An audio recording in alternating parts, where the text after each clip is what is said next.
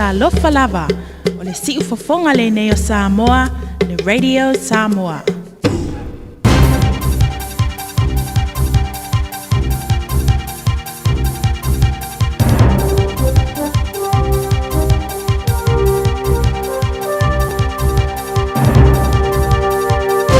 In this update, the Greens are calling out the government as Te Pāti Māori criticises both National and Labour.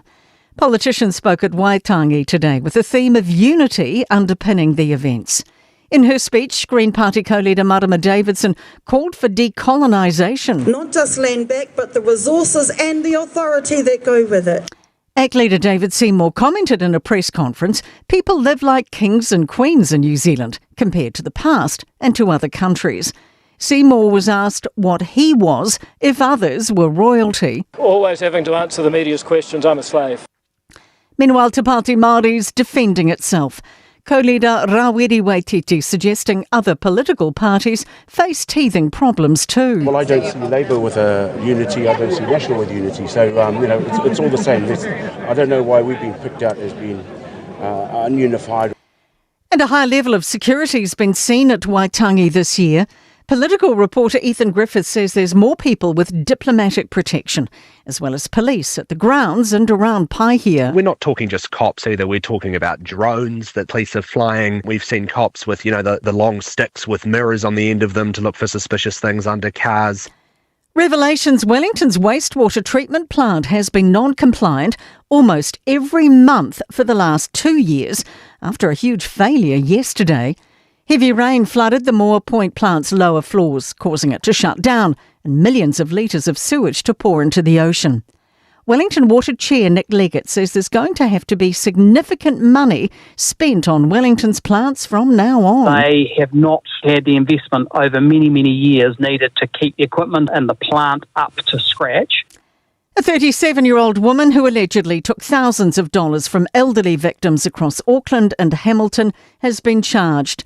Police searched Aranui property today as part of an investigation into fraud and burglary between December and January. That's news. In sport, the Black Caps will complete their T20 World Cup match preparations without some of their key players. New Zealand meet the United States in Mumbai overnight, ahead of their first game proper against Afghanistan on Sunday night. Devon Conway, Finn Allen, Michael Bracewell and Rachin Ravindra are all expected to sit out with injuries and illness, but are expected to be ready for the tournament start. Kiwi driver Shane Van Gisbergen has finished 20th in a stop-start NASCAR season opener in North Carolina. Van Gisbergen's hopes essentially ended after he took contact late in the race, which was put on caution a whopping 17 times. That is sport. I'm Raylene Ramsey. Hey, hey!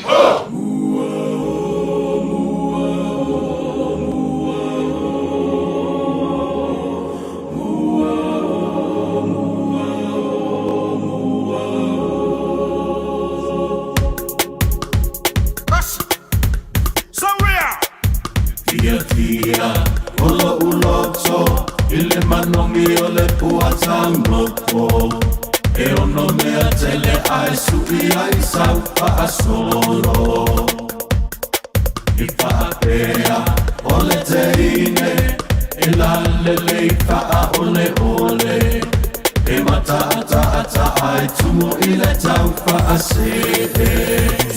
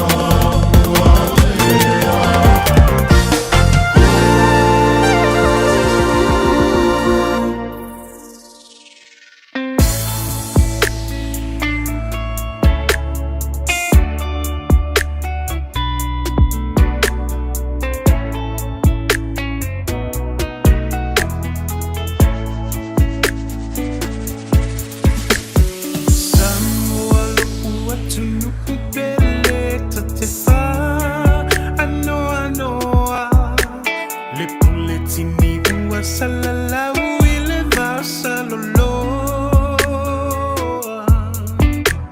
wailoa I ele lalolangi ua fesuisuia I Samoa talua I o le fia poto ma le fia iloa Samoa lo tafa avaelena ele o le tino a ole anganga a fayetu mau o le tanga vailena o le atu mau le manuia mo Samoa na tofia ele atua Samoa ina ia pule e matai aua olo na sua faua vaerua iai tauna na fua le tetea ai mani no lava o le mata o le vai o le a ano moni ua le toi ai ni matai Samoa lo tafa avaelena ele o le tino a ole anganga a fayetu mau o le tanga vailena o le atu mau le manuia mo Samoa Mai ua sese o na fili sui o le fono sili ina ua malo le leilo a ingilisi o isi fo iua popoto I le ingilisi ai le ai o se fa'auta uta pele o tafa ingata e alona I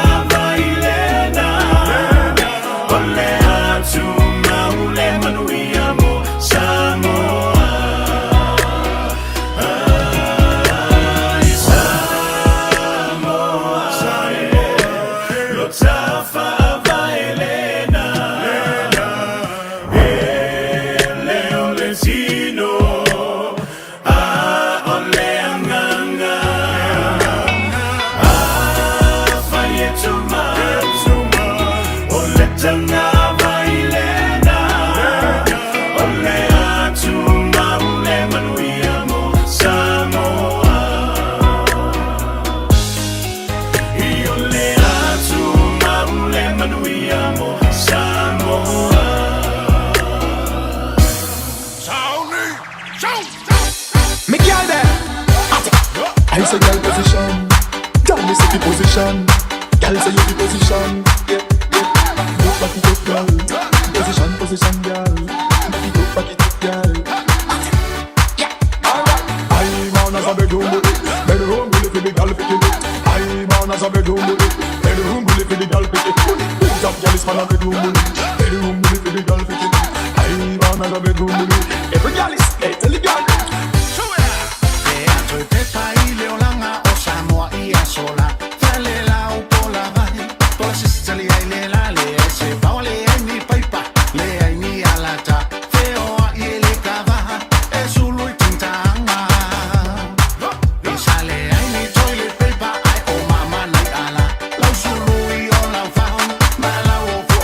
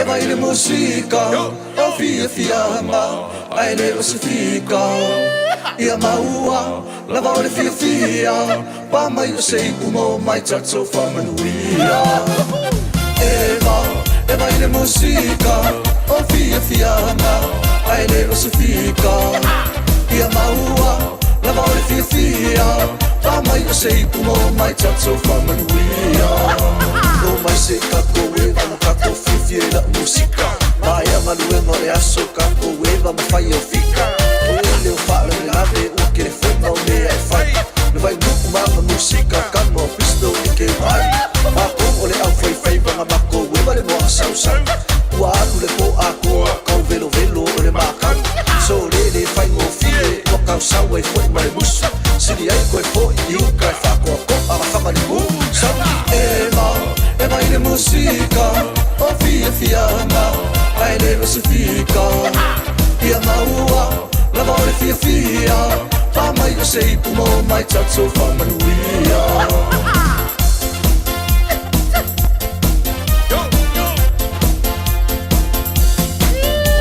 ako e whai whakoanga e maruru e le mamanga o e whai kalo e si ula masa salapa whai loa lasika ko mai le oi loa mai la pai papa whapea mai ki malue e sa moe na le topaka whakongo le au ofisa kat mai a lava ko fika mama mai lava ko ofu e le papalafo e ko kirima se whai masa wha kauka e le fili mo ma winga e mo me hoi le aka olo ko oe le iwa masinga e mai le musika o fia fianga ai le se fika ia maua lava o le fia fia pa mai o se ipumo mai tatso whamanuia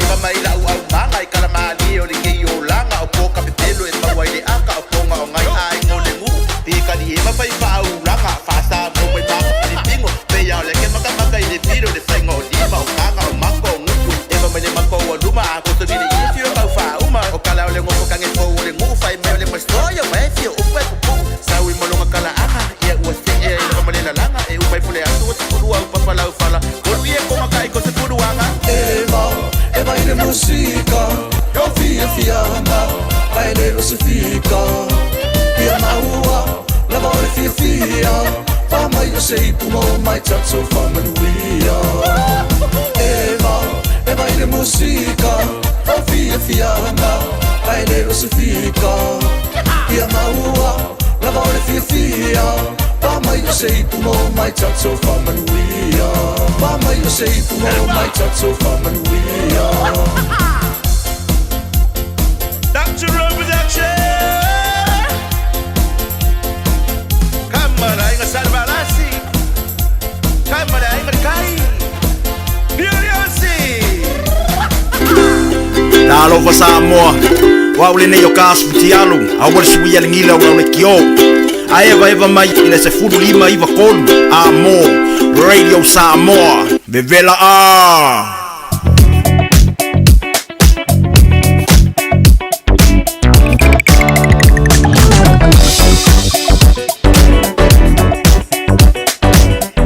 Thank you, mai lo lima mara bidu te o te ai li tu lai ono ile tautua pa wawa si fonga Samoa lima i batolu a mo sa venga ringo la wala ia wansi film malo tato tru malaito le lo papa paisi le mo mal traffic mai tai au panianga lungo le ala lo papa paisi poloka mai o Constellation Drive lo anga i mai fo lungo le lo papa e mai se sau mai tai up north ila to anga i mai fo ia lo por si pio le aso mano lore wai tangi dei ya tai au no vinga to te lava nei o tato tanga lo anga i mai up north le lava pai mai poloka le anga i atu i Green Heights Bridge anga i atu i Hobsonville ma no pai ya usi le film malo tato no sanga le mo mia i tato sa venga i pi chebana lunga i Birkdale la i Pekin here tanga Onewa Road lunga le lau papa slow my level traffic ya level fai mani mai papena po i mai tai Devonport anga i Wastewater Takapuna Hesmere Road Milford Ia, o le nau si le pia maro tātou tunu, saunga le mō mai lunga le lau papa, ngai slow mai le traffic, ma le ngang pa alo. Sa mainga le tau langa Victoria Park ngai lunga le lau papa, ia, o le makua slow wa traffic, nau o tu tau le pe au mga venga.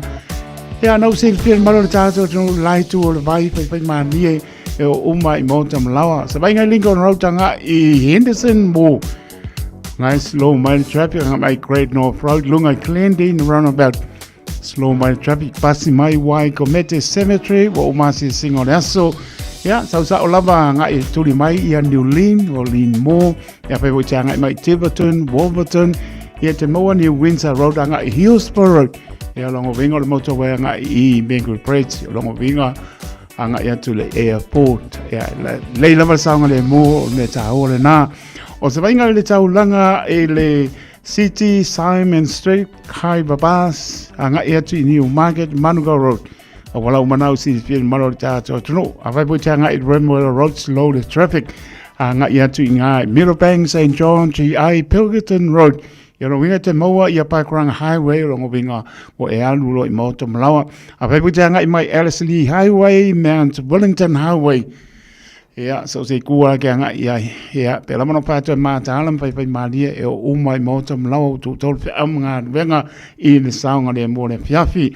Greenland roundabout lunga le motorway anga ia I mātou slow mai le traffic. Ia pai malia e o umai mauta mlaua karakoro mai pe apasi mai le tautua le Radio Samoa. Ia, anga ia tolo I ngai mareua, ngai manga ia po I ngai South Moore, slow le traffic, ai o lava I le mete anga iai. Ia nga etulo I ngai takanini, papakura, puke koe. Ia, paso I fua mai nai tua le vai, man. Ia lava, happy Waitangi Day tomorrow. Ia, sta venga nai lunga le wala, wasi le pia maro le tātou turu. Ia, mau porklame pa ngā solo, ina ua. Tūlai mara tātou taimi o leo o lusu iwa birute ua te aile tūlai. Ono, tau tua wha warisi whonga Samoa, su lima I Batoro a mo mori fa maroma fa tai tlenga ponga moa por tlenga parsa la fai se manu francesi ane maloso mane swa por tautua ne ya foi tria maria fai manie io e le lava l'hotel o lavo tu ora o e mal no falo malanga atu foi ale tausi por tu atina I sa mo mal io sa la fa iele vengo fie lo faccio manu mia foi ya Semana lo ata to me volta tu tlenga fomo ile na fo iba yaso pe anta to dia le anga le tai patar ba le nga pa lo so pa ma lo ta to ri Yesu ke riso ta lo pa lava au kilani manu tu o yo tu no mau pe lava ma puta mai ai ia ma e ma o mai lo fa ta va o po lo pa ta lo fa ya pa au ta le ia lo fa pe na pa tu no pa le so sta fo out ro neto vine to swinga le vai so fu Wala bani nganga mo ia malon malo foro pa talo pa so se mota nga se mota mlawa pa to lian malo le tunu nga se ortino ya o foro pa talo pa malo fa mano longa le li pa yat mo malo si tanto te ono mo ia malon pe ngalo ta lo fara le fangarin foi la to tuli pa salanga yo e mano tua o to tano ilavo no fanga le fio yese ya le na Tono lo tu musu le nganga o le li tu a no pe lo a fine foi mai lo te li foi mai ya ngona sala mota to wo le li pa do le ala man wi ai ta to so fu mo la nela lo langi le tu ma lo fa tu mo to umala mo tu li fa sananga fa tu ya no fa nau ya le fu mai ya o onga neas long weekend ya fa le se pe ta mama tina ia mai ta no e lau lava ngana so I fua e ai o tō mātua mo lai te tō lo fātu mo tō tama teina pa amnia le ia tō ia me so le a tō tātou tō no le a whinga pa ia o lava nei whanau ia nuia tātou o samano loa tai au le ua lusu riva bilute o na tāno le tulai fitu ia nau silvia pai na misi le valu misi sulua Nei se mea tō tu wale ei, au ina atu muli tātou tala pe atane tu lai fitu I le awhi nei le tautua mea o tanga mai a tipi au tanga mai a ia te tonu maria la singa o le nei aso au li tia me uma I le anga le lei mai o lo tātou tua ia nei musika so I floia wahanama Kano fi malia tau ai fo le malo le atuno ya mes fo le fa sa ngol malo le atuno la toa tu tau fa nga venga fo ya tu fa mole ya wol fa nga ina telefoni fa manatu la le na le radio Samoa ta ti ai lalo la telefoni ile folo lo sa ya fa ti monta ya sa loto e tala noa ya nai sa ngale mo oi male ainga ta wo le mo le pasia mo di kwa po mala ta matau mala male kamakau nga vale pa ke ko fo I mai pele ai I o tulanga le na le lifa nga ai I le tau foi ato le radio Samoa tua po amala po ai na o mal kamakau pa le malang vale kai minge o feo I le va le langi mala langa ya le la mal tau no mnia ta ua po lo tanga I mal lama I fa ai do lungo le awala ai ya se si lungo le tula po marisika malo e va fa fe ke le mal lama Walter VLD.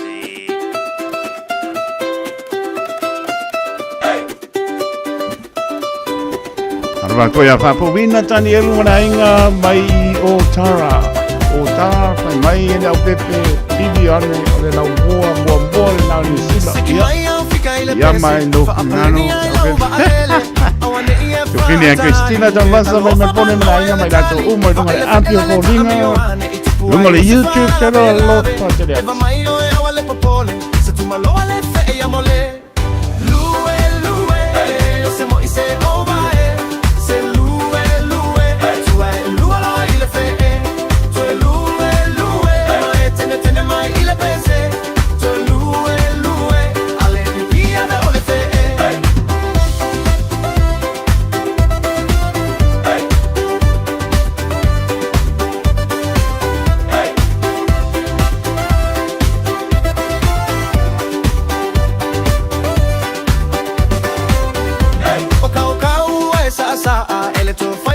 Esa utala le anga etele imawaina la umai le sawa ngai naina ono saila ya lo loto ta eva veva lo ile fale olo mai su e mai se tala fae va ta mai lunga lue lue le yo se moi se ova se lue lue tu va lue lo ile fe tu lue ma etene mai ile pese tu lue mete via vele fe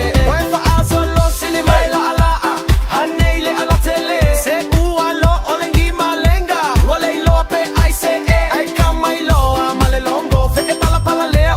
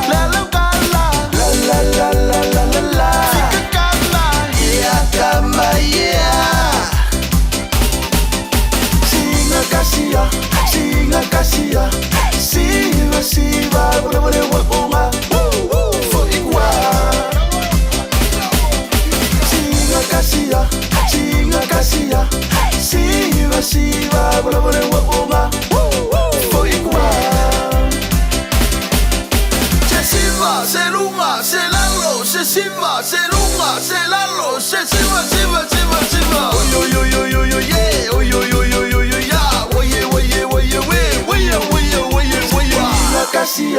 Singa kasia, siva, siva, bore, bore, wakonga, fucking wa.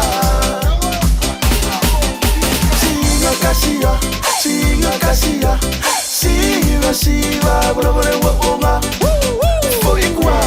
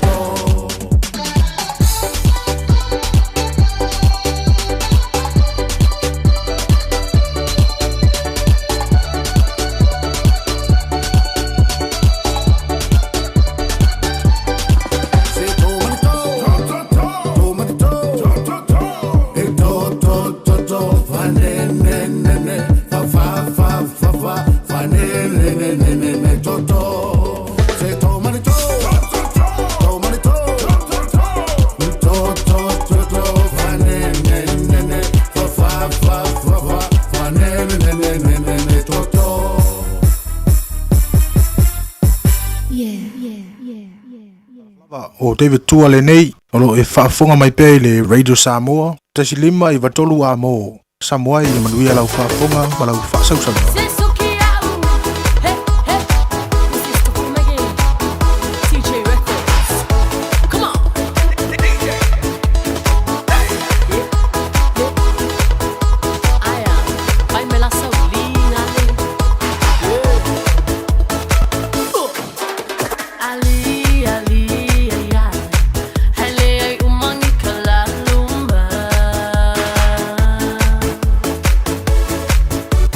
Did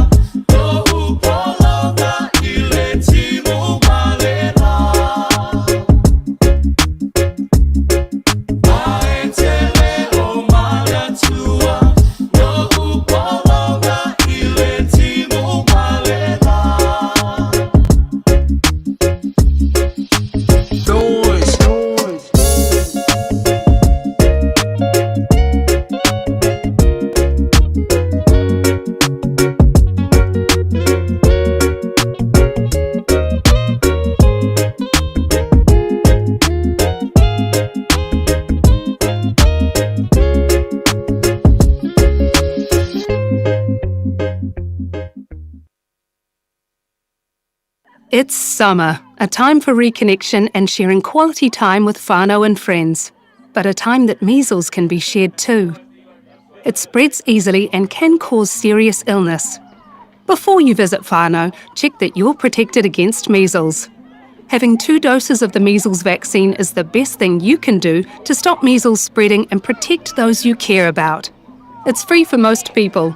So visit bookmyvaccine.nz or contact your healthcare provider today. Fire and Emergency New Zealand advises that paid firefighters will stop work for 1 hour from 12 p.m. to 1 p.m. on Friday, 6 February. During this hour, fire and emergencies response in some towns and cities will be delayed. Please be careful doing anything that could start a fire. Do not leave cooking unattended. Remember, if there is a fire, get out, stay out and call 111. For more information, visit fireandemergency.nz. O le Casa Beds and Appliances, o le tali o manaonga, I o loa e whaatotonga ai lo mauta, ini tau le lei, toi anangata, e mawai moenga ngā o si tutona New Zealand, whaapea se tino fōa le potumalo lo, laulau ai manafoa, TV, la au pese, usa aisa, masini tā lava, telefoni fe aveai, maisi. A whiu ane loa I le whawhituwha Great North Road o tau, po le tolo fituiva Great North Road I Henderson, le Casa Beds and Appliances, telefoni o valu se lau, lua, 5 o valu se lau, lua, Ua na o le Radio Samoa se furulima iwa toru a mo e tautuaina o e ilaungangana fitu aso le vai aso. Tawi tula mai iwa minute o na tāna le tula e fitu, tāna fitu au ina muli o tātu tala e pe on paponga I le so, I le tautu mai au tanga vea tipi au tanga vaia, tautono lo mrian maro tātu tunu nisi utu tolu pe au mga wenga mano le pani le nei aso e le whengo fie, le usu le tai au, e me soa le manu, lu le po, ma veao e tam whai e usu atu o ngān wenga, ia ta tonu lava o lo tātou wha manosi, tātou te maua le fie le I ungo lo waso. Maua lo fie le I ungo le po, te ai wha manosi, ia ta tonu a tātou wha vai, ia o le tani ai mo le wha no noa, ia pangai te le toi mo mai, le ipu vai, pe asa saa manu atu, ai leila mara tātou whamanosi, tātou tala noa I luma, tala noa I luma pia umar whamanosi. Ia le mpain tātou tala noa I tua, ona ua e wha vai, ua misi atu ai le ama noa e le mpain toi maua, wha peana utana ia suma, e le koe maua ringi yaso, fianga, ma mea uma sa tupu ai, ma mea sa pape nam tu pe sili ai langona, e le toi maua, ta maua le whanau noanga, maua fianga, au le lofa o le atua lo mate ti ai me uma ma e tau te taia ia sa uma o lo tau soifua mo le tātou wola ai pa manol pa manosi ngā ruenga tu aum tu bae le masina lo na lua o le nei tau sanga lua o ono e maofa tau pingara mo tātou loto sāwa lia mai sulu masina le nā tau sanga ua whano atu tātou iai masina lo na lua tau sanga fau lua ono tātou tari tonu le lofa o le ri. Tātou pāwhia I fua o iari tangata o manatu mai ai le atua. Ia tari tonu o ron wha maoni le nātu ua wanoa i tō soi fua mo tātou wola. Tātou te pese ai, tātou fia, tātou vivi impa manu pa tai asa umai le ngano. Tu alano lava mo tātou uma lava ale nāu silfia. Aone ngano le lofa o le atua. Soi fua tangata soi fua le mpai asa mea. La ua upule na tātou te le mwhai ase mea e aro rua ngata e tātou te pesili a le nganga pa ia so sani sili le nao tātou tau tōlu ai nani soi fua mreola tātou fō launga e sua malie ai por kalame po whanga maua ai por fia I te mi umolo pi ngalo mo tātou loto e manor ngana lua mano le atu no le ua fo I atu fo I man fia ra ainga ai lunga le wala wala pa nga ina telefoni ta wala le mo le pasia mo li ta wala tanga I mal lama I fa ilo le wala tu la fono le se si lunga tu la fono a pai bua pa ngonga ia o lo fa ponga mai ia le pa lava e pese per le Radio Samoa ma mato fo e le fa mano si mato ai le samvali ai ona le fetau I le o mato tau o langa tu ai ata to vo I lang si ai me o pa mo le lofo le manuia tātou wholonga. Whaaptai ngānu nue. Whaaptai la tōru tātou tunu I lau tāpo inga lau whengaruenga tutofi, tua asina sina, tā ua I o mātou loto. Leu pomonia, tā ua I o mātou loto lau tāpo inga. Whaiwai tāpo ia e manuia. Whaamanuia atu poi, pūlenga le Radio Samoa, mano mātou whāta wā.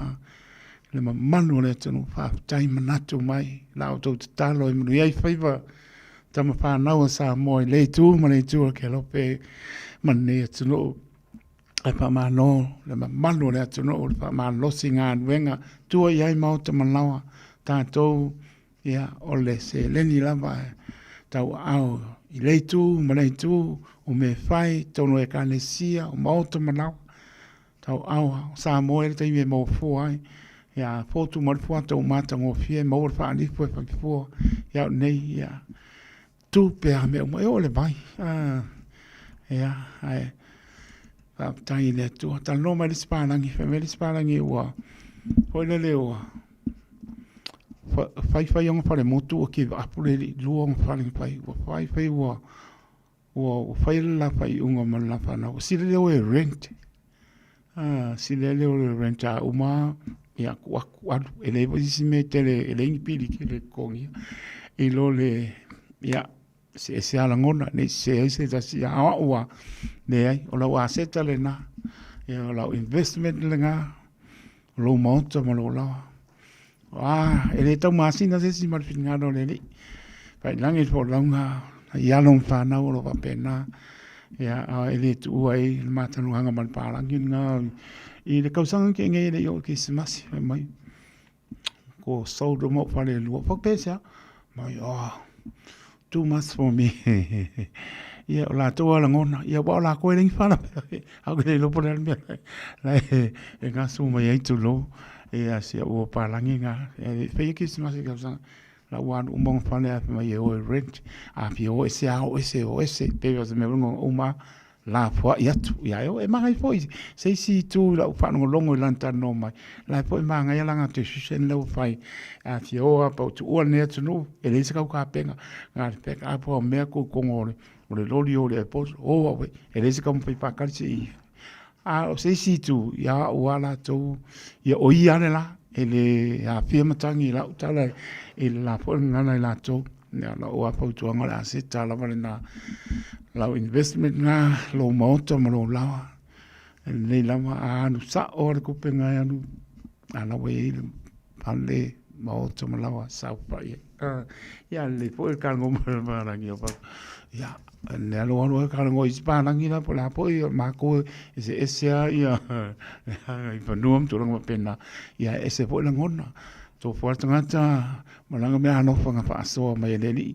ia ala pe me o me alo fa la mutsi ai tato me alo po le poto e ma po tonu ai se va manga ia ke ia ai ma lo fa te ma le tenu nga lui pa dal vatu o se a Michaele futi ia o ma puta mai flat push Almaston o sole venga do o le doctor ma o le il for ile Almaston ia lo va ma ia nga venga fiafi pe po so nga te ba e siata ma ainga ia ma lo la fa tai ia nga te le ma lo fa tai ia Rachel Sipa lo ma puta mai cleanliness po Point England ia lo fatu man via po le fiafi mai la to ka la fai ni si wa misi aku sua ia lo fatu Christina lo masa ia o me ko me pone ia lo fatu ta lo pa po tu fine ia solino ia malanga mai Samoa lo fatu sis ma no la pe lo sia so ia ma no la fa tu to no mal finga malanga mai Samoa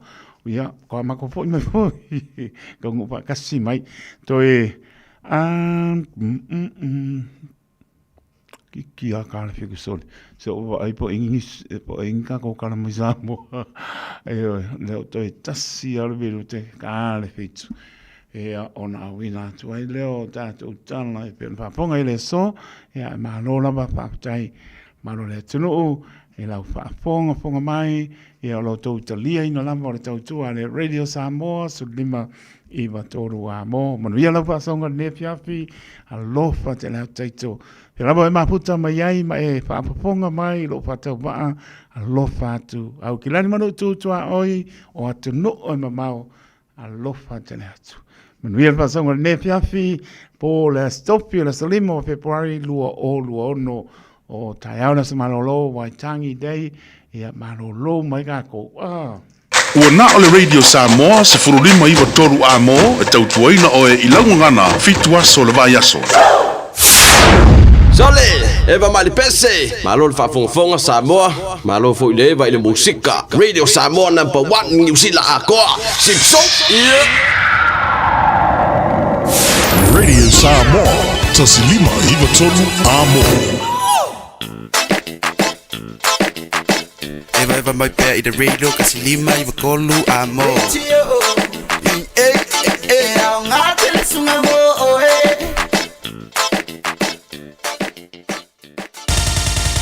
O se mai ala whaafofonga o le whaapoponga fo ele nei o talafau mai Samoa. Awina sa mai mo oe e lau leiti o whalongolongo. Le Radio Samoa. Tasilima iwa tolu amo. O te whātalofu whai ro tātou o tunu le nei fo i asa fau, mafuta ua fo i le whaapoponga o le ngā ruenga tau longolongo, o tala mai lo tātou o tunu.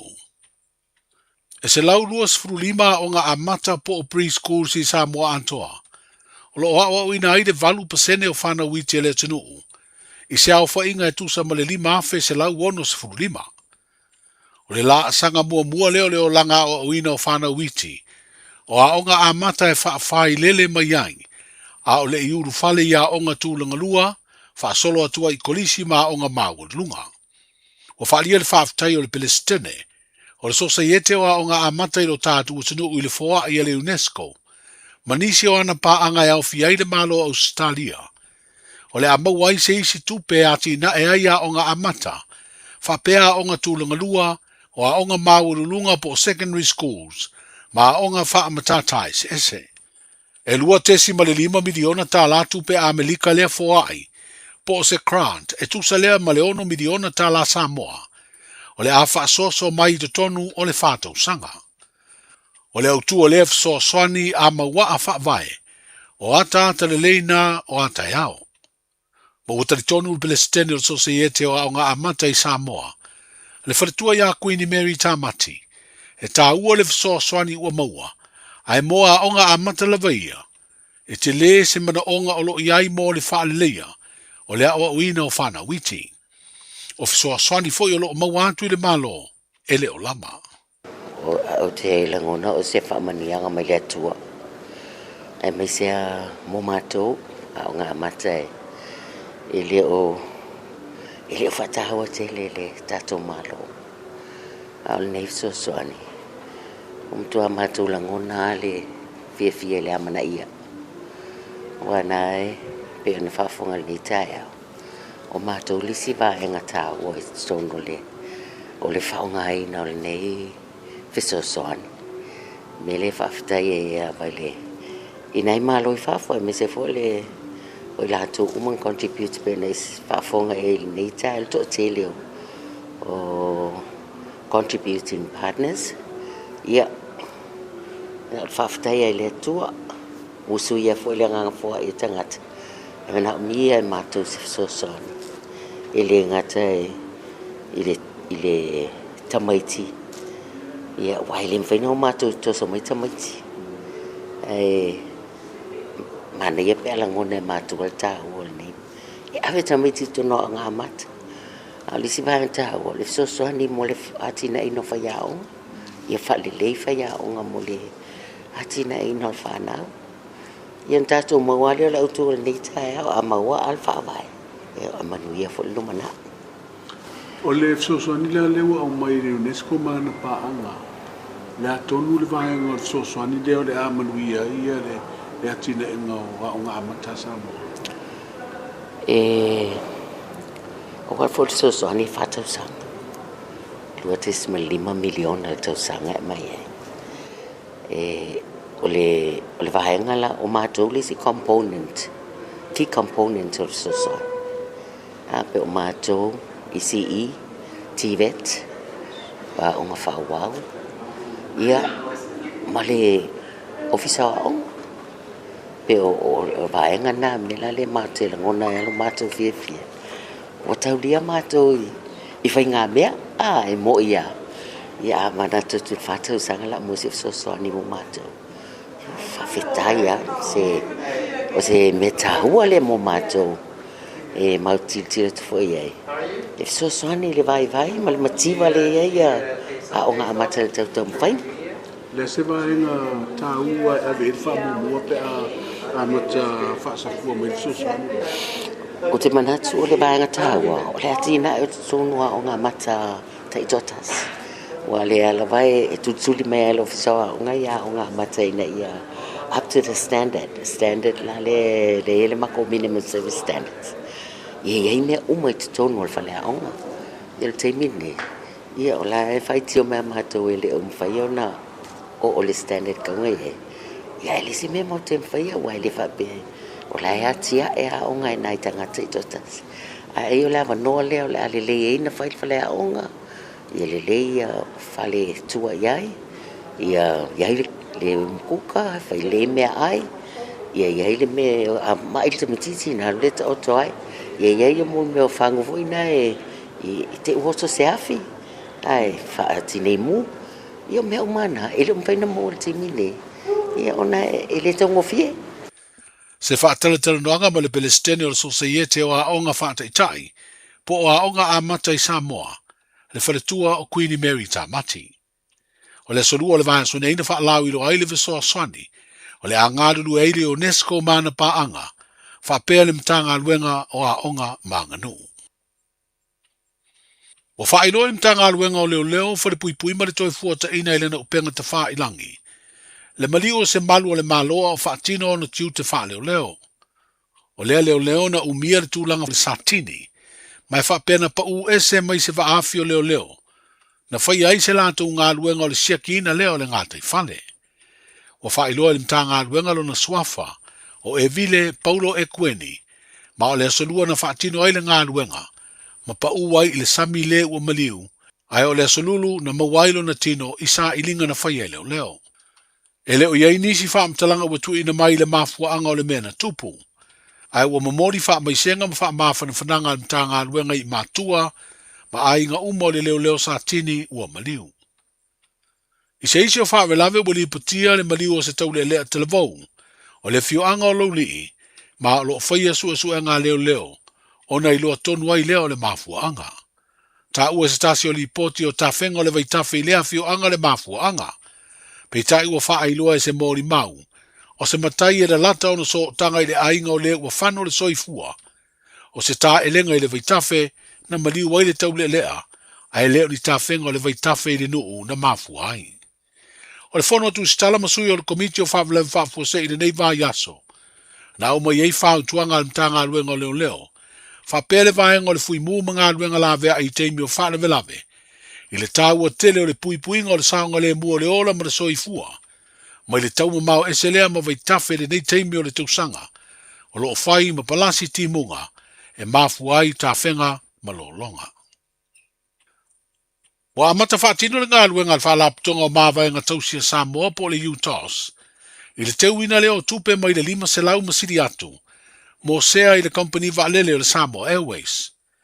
Wa whailoa i lea au unanga tau tupe teu, mo māwaenga tausia le malo Samoa, e te tauna te tala mua se teu ngā tupe le whalaputonga, o na mawhai leo na tu ina atu sea mo le teu ina ai. Ma o le teimile nei o lo whaia tāpenanga mo le toi wha ngā ioi o le company vaalele, e peo na fuafue au maini o na vaalele te tele serua. O tupe umo sea o le a teu wha whai ngā ruenga i le UTOS, ma mawai tului o wha manuianga e tusa o aia inga tau tupe, a le wha lapu tonga.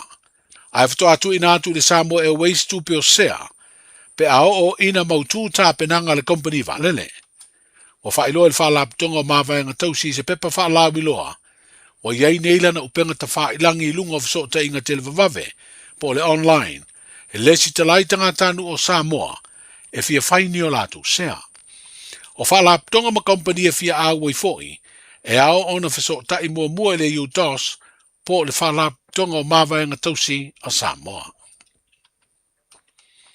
O iei nei se wha i unga le maloe ala mai le kāpeneta, o toi wha mautu wa i le wha tuina o le komite wha tontonuina, le tau o loai le atunu, o se whainga na whaatino i ni tausanga umawai, a ena whaamuta ina ua suia whainga whaavai le malo. O le whaatonutonuina o le tau o loa, le a whaasino ala i le komiti o le tau o loa, i le fuafuaina leo le tau o le whai o loa e whaatau atu waise o loa, e pe o tau mawhatu oisa mai whafo, ma o le tau wa o fiei ma le tupe mama po o le polo fiti, a le whai o loa.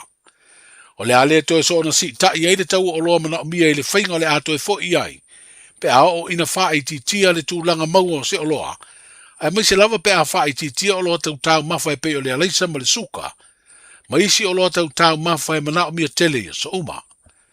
O le toi whaatuina o le komite e pulea le tau o loa, na wha iloa i le fionga i le pāne mia i le whenua inga masani ma le vasenga, o tusi tala i le aso tofi ua mawai. Tala i o le whaatawhiti o le ngā ruenga o le nei vā yaso, seifua.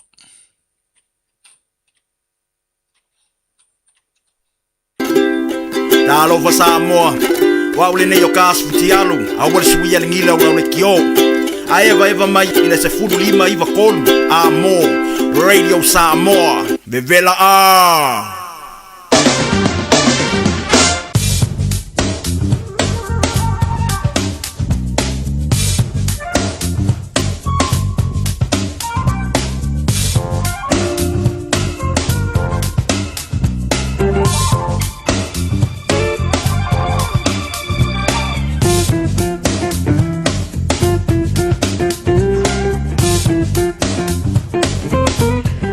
Tapi jole mai sutasi beruzo bote ale tula fito le na ua pa pokona palo le tato tono le wina tu muli tato tala pe pa ponga ele so ele tautua mai au tanga vai tipi au tanga vai pa moi le li lo mo tino pe tato tala le aso anta yao ya tatono la pa ilo pe lungo ponga tia mor si film malo tato tono ya le loa ia tanga via pe isanga malo longa ka yao a yai ia pa pena la montu atu lunga wa lama sirfieta pa el malo tato tunu so venga tala tau mor sirfieta malo tato tunu ro tu malo bela pa mawina ya kilani loa sul lima le maulunga le bela lo ya kilani ne so alo awa ni sibainga o kilani suono lo na manu le po o le venga mo ta ya le sparaile le malo lo wa tangi dei mana ia sulu lafi me a wao po nisi maenga o kena ni lea soa tai au. Lua spulu lima po le mapanpana tai au su tolu lona manu le po. O le vainga lasto naife me pa uti munga a wao po i lua su lima le bera pa mawina lasto nai. Malona manu le piafi e spulu mane ono. Mana ia sulu lai lasto fi ia o le na a ngai le manu ta pua i lea sa amela vi inga. Taulanga pese, taulanga vi inga, ta po ia le li lo na lo fo ia ta to mai mana ia tau le sa ai mai a wa fo ni svainga o au kilani luas pulu wono le mafanfana ila sa ia mlona maru le fiapi e se pulu male lima vai ngana tai pale mo la to ta pena ia wa sei a mai mona a ole na alu pale ia sa ngale mo sa vani vani ia e ko fo i mai ngale lua tolu minute a pale tonu tau le sa ta ia pa pena fo ile so falele la sto na i mane tau le sa o le son fo ya le la volta pena me wa se fia lo fa ora te pon pia bea I pautuanga le water safety ni sila manu tanga ni sila tanga benga le si ya pa talo pat po si o ta to no I Samoa ya me se fo yo lo fa ponga mai ele tasi ono tesi mane tasi pa talo pat Samoa no lua le atu Pasifika ya pe la ma puta mai ya le tau tua le Radio Samoa o fa lo fa talo pat ya wala tu le tau tua le Radio Samoa ma to ai tau monele atu ia tunu e mamao no pia iai ia tunu e mamao patala patu. O lopa pia nauna pauti munga lo au hoa fo I Samoa lua suru iwa le bela pa mauna mai seo taha tau tunu o malona maanule fiapi lua se pulu man lima e manatua e lau talo ap no pa atolo pauti munga e le mafolo au hoa pa atolo atoa e o mai I ao pani alo manei le tau sau I North Shore ala lama e paisi lo traffic mo te nei pai mania e o umalawa I mauta malawa o se bangi pari nai wai kato Rotorua taupo taunaki manotu ma naia o lopa pena suru mātango fia le la. Se vai ngore nā pe plenty kin country kiss pon max fe la mo wanang tone mātango fia le suru la e le la mo me a wa po ni sva enga le atino war up palms the north maybe amazing tauranga ni sva enga no tu tua oi se pa ia lama kalai stete mo no tu tua oi ya umo makango Scott Robertson our pole le ungon ngela lang ko kanango ka u sei si me la panga solo ia ko sei la la worry le vai se po ti oplo mga ko so venga na tala tau venga se ta to no I Samoa mana tu ai lau talo se ta no e penle o to pingalo mo ta to loto ya me so ni si va ngo no tu tua oi ya walamba Silvia mau programe panga solo ya tato nga e to fa unga olini foi va yaso ile nganga fa no sulima bidu to te ele to la fitu ile to to Radio Samoa sulima e va tolu a mos me lo va ponga taso wala nga upu Sa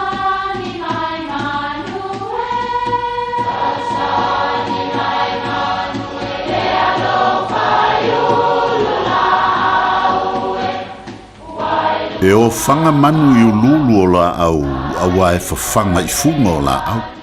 A o le tangata e whawhanga I upu matala. O le mawhileo o alanga upu mamuanga ngana Samoa maona whaapongai e a fua I lona sio mianga.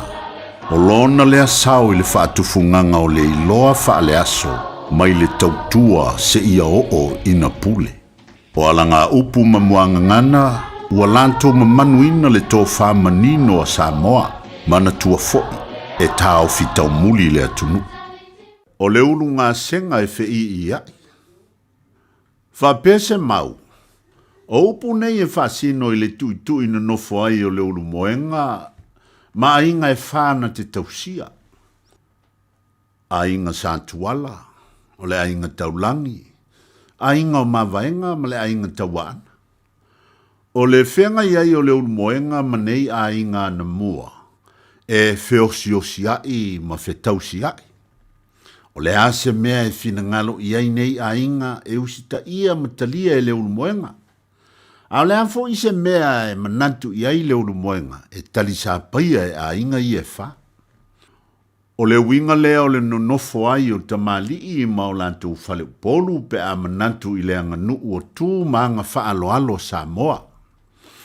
E a li tamali I e usu whaasau a wase siapo mo lona whale upolu. A e a le whale upolu e moe wheliuli wai e sa ilila na launga. E leo ai ma momoli ai lo na li I le vai fafo. Ia, pe a manatu ane foi I le loto I fale ainga. E iloa ainga fe alufani ma maupopo. E fe osi fe tausiai, ma osi ainga malosi foi. O le ase mea tupu I le uso, po le tua fine, e tau mawhai lava e tuu antu iai le tau au. Ai atupu foi se whaalewe lave I atea. O te vaai atu lava ua sa vali mai. E whapena foi le nofoa e kalesia. Sa o malanga I Australia e whaile maliu o se tasi o tamaolo a inga le fionga ia aloi maina tui pea mata ili finau. O le toi ina e tāpua I le kalesia whapotipitonga le tua AOG I Brisbane. O le mea na whate I au. O te taunu uatu, ua sau nia tōtonga uma mō ngā sesenga ma le talinga o ainga. Na u wha malo atu le tina ma le no whaalo, ai wha pia mai le whanau o le tō ina. O le aso lava na longo ai le tala I le kalesia, na a mata ai o na ngā solo atu o mea mata, o manufasi, o ia o mea whaiaiti. O nisi ua atu mawaenga e te waile fale. O nisi ua ofo atu ta vale e whaongaina. Ngā lulu e whaatasi, feosi o siai, alofa moni. O I ua taunu ua I lava le moafitalinga lea. O le ulu ngā senga e FEB iai. Ia manuia lau whaasonga le ne yaso Samoa. Hey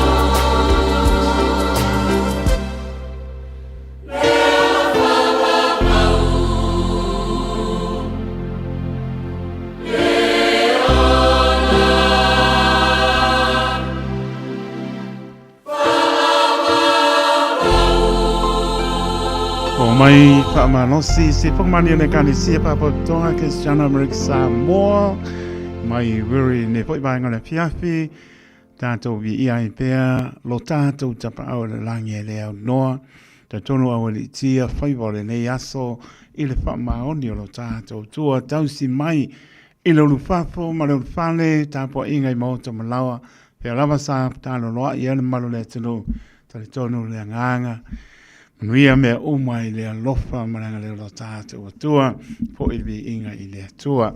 Lua su lima minute wa te ali tula e fitu au le ngalo nai minute e apora fitu tala tātou leina i meli apia polinga ma le YouTube channel o aso i fon maro le tātou tunu whanga solo leo tātou porklame ai e po ina i pāsi sinanga i pio anga mana whanga para tonga ia ka le sia manu la papena po ona fai lo atu at sai mar pa moe yan fanga solo po lo tato por clame to pata lo fa tu tu ale radio Samoa au kilani manu tu oi le mamando tato tu no pata lo fa tu nei va ngale piafi le stofi la solimo february lo olu ono ta lo fa lama patanofa e tunu mano e tunu pa tai lau tau pati mai le au mon po ya mese o lo tau talia ina mai mamau o le tau tua le radio Samoa su lima eva tolu a mo tanofa lama le mpano pa ngaro ina foi lo pata o tolia le mamano o tato tunu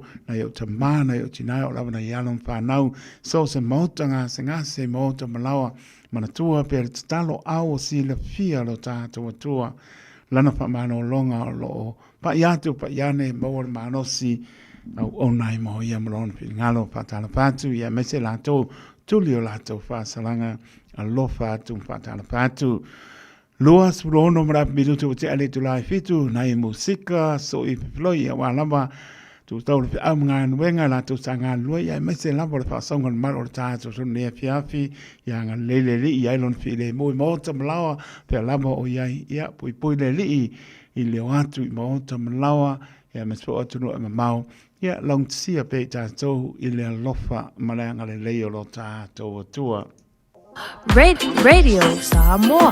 Taslima ivatolu amo.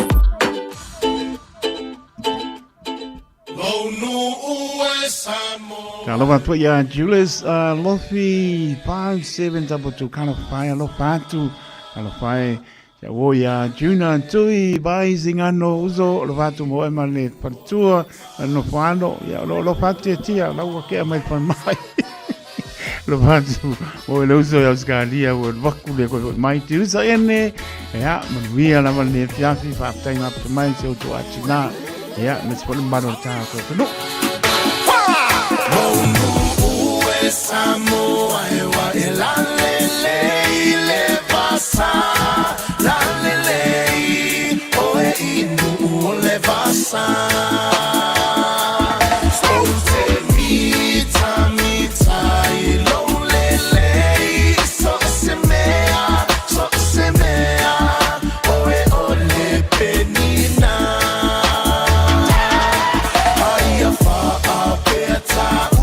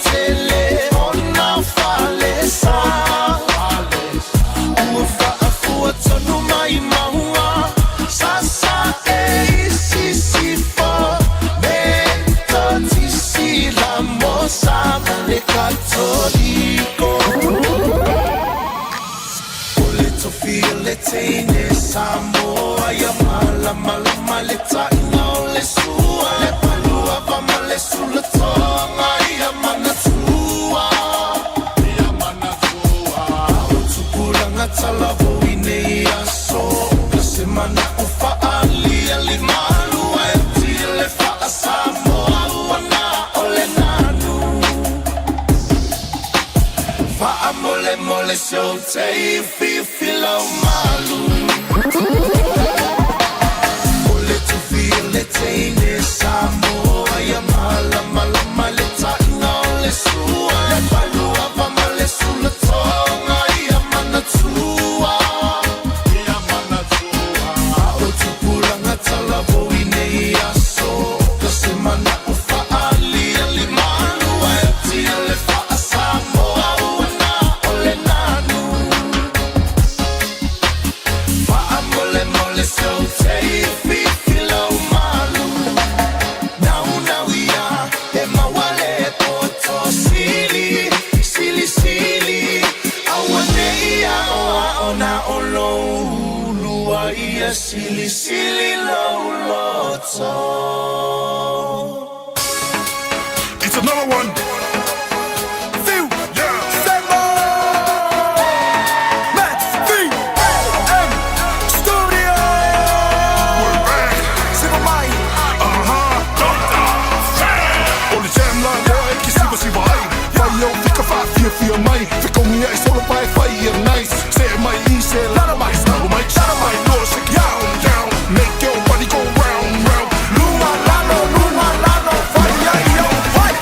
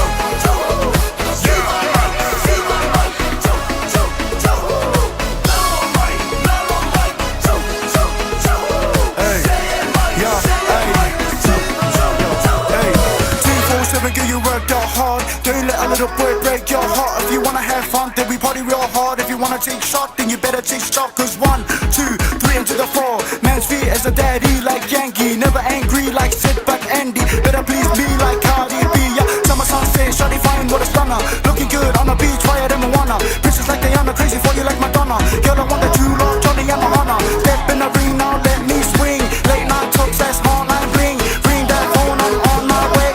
Take you back right home and away. Yo.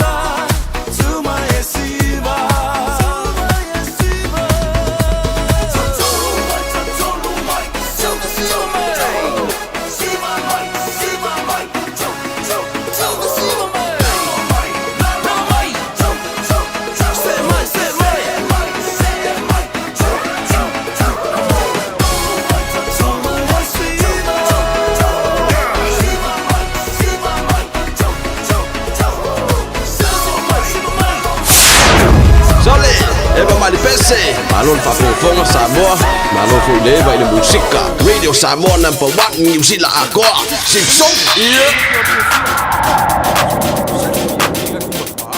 Makua mileleia. O venemo. Kofa. Ei. Oi o Simon. Na konwa.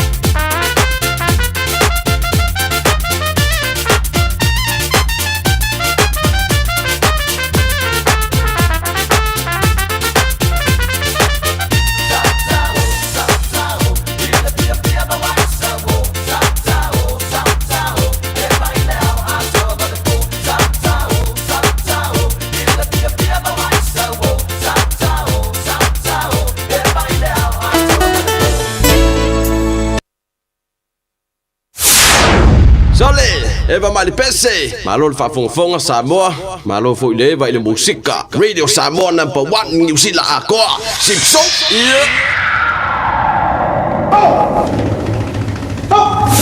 Radio Samoa, tasilima iwa tolu amo.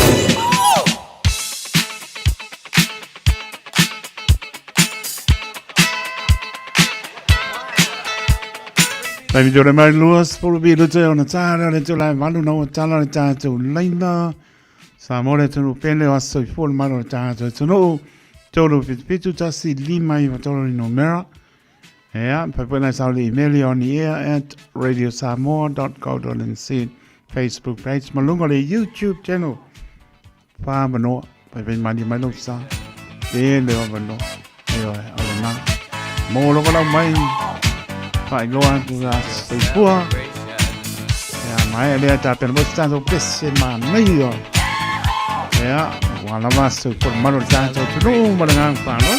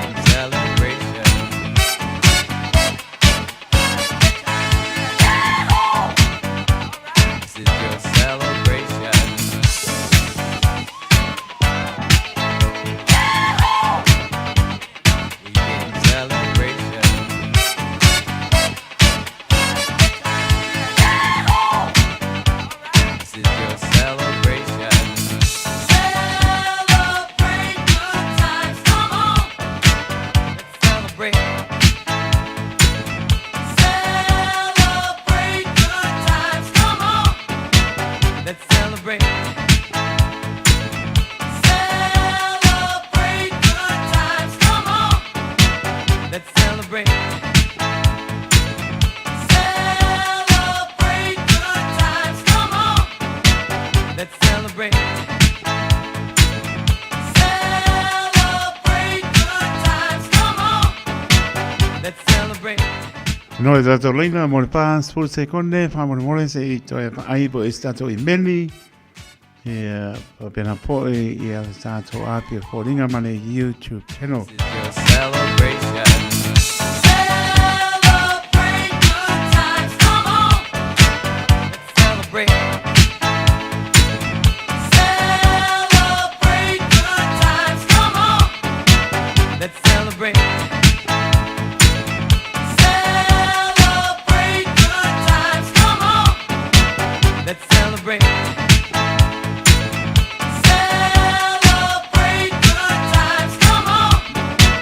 Let's celebrate. Celebrate good times, come on. Let's celebrate.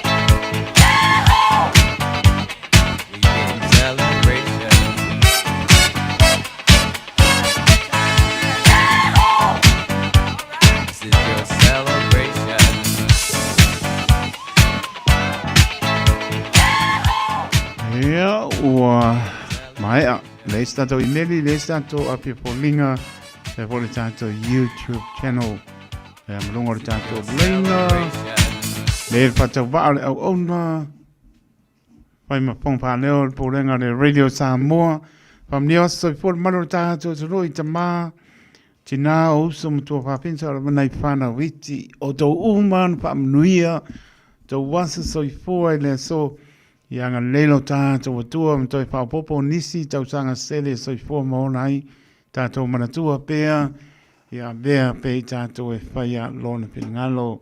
Manuia te leo tau soi fua, happy birthday to you all. Si pōmari se o ia tau fi pās whea, pēle ai asa mea lofa, te tū ai o au tawha awola.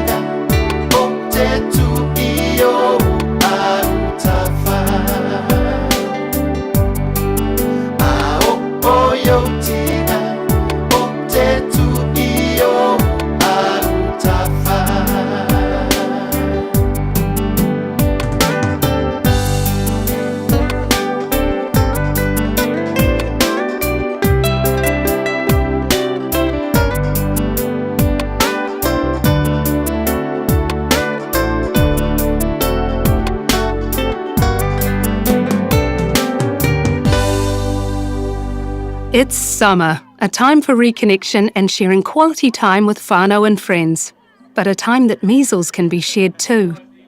It spreads easily and can cause serious illness. Before you visit whānau, check that you're protected against measles. Having 2 doses of the measles vaccine is the best thing you can do to stop measles spreading and protect those you care about. It's free for most people, so visit bookmyvaccine.nz or contact your healthcare provider today. Zato te mana nao umalava ia sa ole whainga o loa tui whaonga. Ia mana tua, tui whaonga o loa umatasi, lua malilima e puipui ai le tātou pāneta. Whaonga sa o loa tui whaonga. Ole nā wai o lima, sa Eliane I Auckland Council Recyclables, Tāmaki, Tūriki, all together Auckland. Hey, don't be that guy, or that auntie, ignoring a sore throat. This isn't just some drinks and lemon tea in your sweet situation. Untreated sore throats can lead to rheumatic fever. Nobody wants that for their family, eh? Go get your Pepe's sore throats checked at your GP, school nurse or pharmacy. It's quick, easy and most importantly, free. So come on whānau, this summer take care of your tamariki. Get it checked and get it treated. For more info, hit us up on socials at Stop Sore Throats or visit stopsorethroats.nz.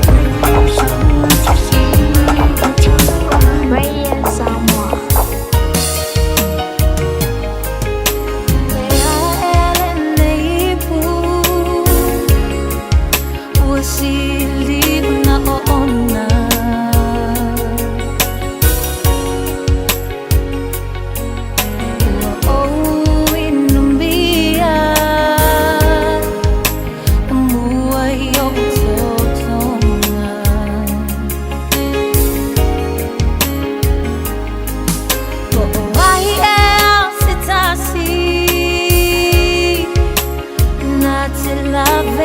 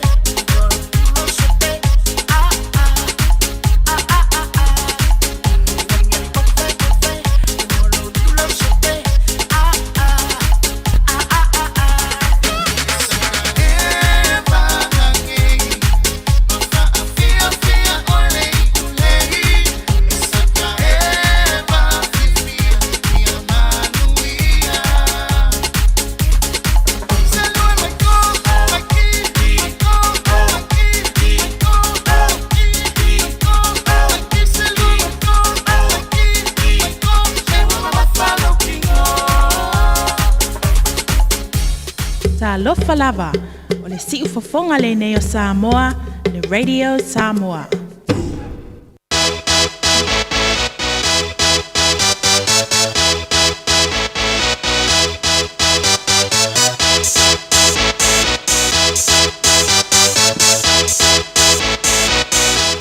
Tolu minuto o te ale tu lai manu tau tua de Radio Samoa so lima eva toru a mo nisi o tātou Francis Silanga i fio anga mana whanga wha tonga e kare sia mano smaila wha ponga Samoa. O ne ngalo sau lo minga o le tusi o le so ngā Pati se aima lo minga o le mau pitipili ma wai whanu penga o Samoa sifo tutuila manoa o nisi o tātou o Samoa.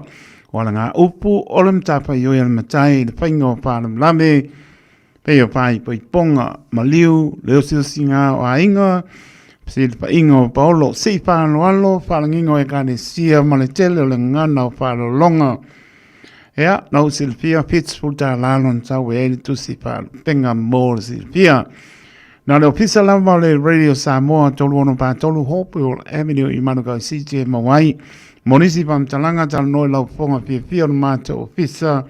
Ile oiva luono luot slima iwa toro numera. Oiva luono luot slima iwa toro numera. Pētanga iane le shop radiosamoa.co.nz. Ea, paisa oka heo o tuai lo mauta. Tangata landu ke he. Tangata landu ke he. Maptanga la inga le tu pai pai o suli o polu mai pai la i vaenga i saat pai tea. Ea mawhai ai vai moso o le tāptolu o le tātou ainga ua tonu nei i le komiti o le avea le astonai. Le aspitu o Februari le tu lai sululua maai i le nofuanga e whai ai le tātou fono i le hall le kanesia e whakasai New Lynn Crate North Road. E whamanatu atu tau au mai sau taitai. Ea taitai manei ia saistu pule oi. Awas pa marastino la tātou ainga pa mole mole. Tātou ainga iau kirani pa malosi mai o lo malanga mau mai o tātou ainga mai Wellingtone, Hastings o le tātou fono pa iu le nei e tal noi nai. Le tātou wha moe malanga atu i Samoa i le tūlanta i le whaiunga o le nei tau sanga luono mo le reunion. O lo fantani mai Samoa ia i tātou o nisi pamtalanga uma o le asi le pia. Ia, pia i su mai mtala mai au pa tai o le komiti. O tanga na kopa iau kirani sila pa mole bala watu ma le whanoalo i tama mtaini tuai uma sa tau wina le kolisi a vene. O lo alalam papa au iau kirani. Ina ia wai mai la tātou fontanga mua le nei tau sanga o le asto nai fitu o Februari taimi le tolu i le aoli. No whanga o Silvia Youth Line i manukau to atosi tasi whanima crates. Ne ai tasi whanima St. George Street i pap toi toi. Ia i tātou umane lofa ma le puipuinga le tapa au o i le langi. Mamuri mai ai lo tau soi fuam so mato wola. Tai lamba o le presidente ma le ofisa a kopa o kirani ni sila. Aia, kere pongkanga walu. Ngā leo wa amata tausanga lua o luono.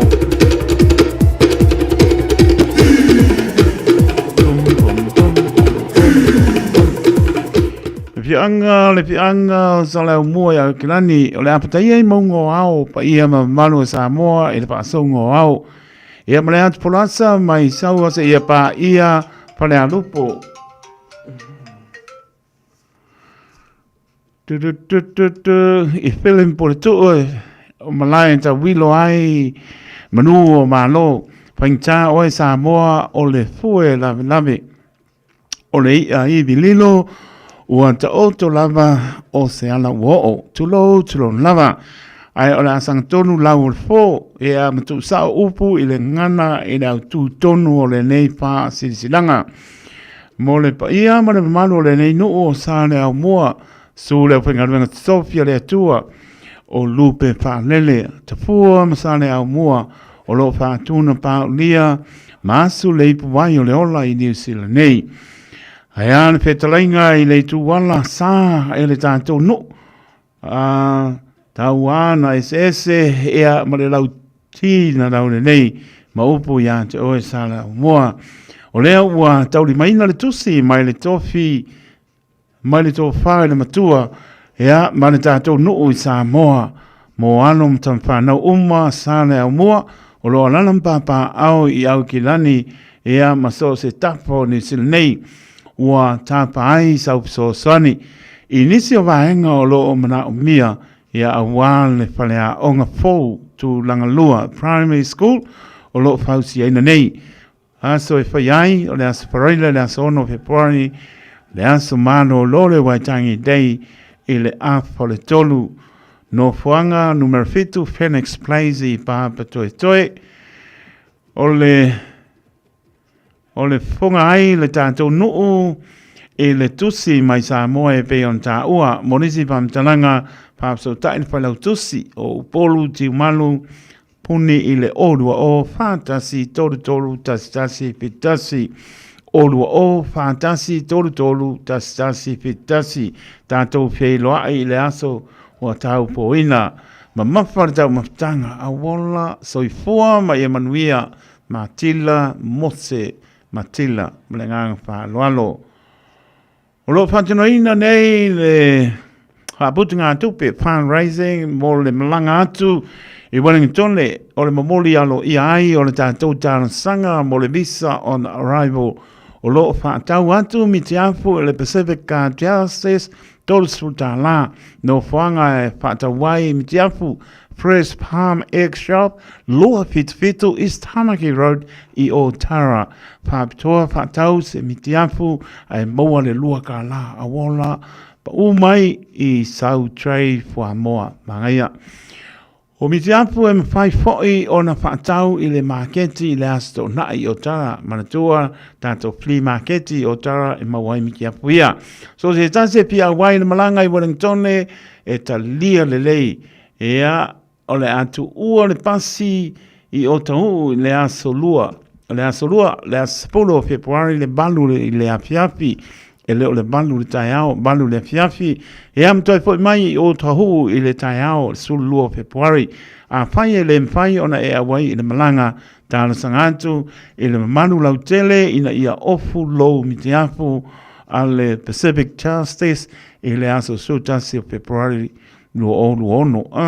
Malafo mai se anta ina ia mawhai o na tui lungo le tu lau le Pacific Justice wha mole whaapso tai ia le Pacific Justice I le orua tasi to lima pitu walu iwa pitu orua tasi to lima pitu walu iwa pitu wha mole like ma follow I tu lau le Pacific Justice ma wha asirisilinga uma ia malenganga wha loalo. Aia o leo pongi al wha moe tu wha dasi mātango pie. O le isi tanto pā asila silanga. O le maptanga le whianga wa maile. Whantolo watu I lau whaponganga Samoa a o le nei pāsi silanga I pāsi tonu lea I maptanga alum tam whanau. A ni Paolo fo I mani ngapa e manuai le nei nu o maile ia nei panta. Whamanatu atu le tātou pontanga le astona nei. O le astona I fitu o Februari lo o luono. O le taimi amtai apa le tolu I le aoli. No whanga mo le Sylvia Carlston Community Hall. Tāna sangatu ai ma le nganga maolalo ma tā whale uma ina ia pio mai. A waso fina ngalo whania le proklame o le nei tau sanga. Whamole mole tau au mai sau tai. E a was pa malo stino I le aso. Monisi pam talanga pa so tai le olua tasi lua pa lima. Pa ono lua olua tasi lua pa lima. Pa ono lua pa tai o le pisa le maptanga. Fio anga o maile male pa alo. Wa uma pele ai. Wila e o mai lako. Ngaia. O mo matua o le United Masina wa aia Southern Park School.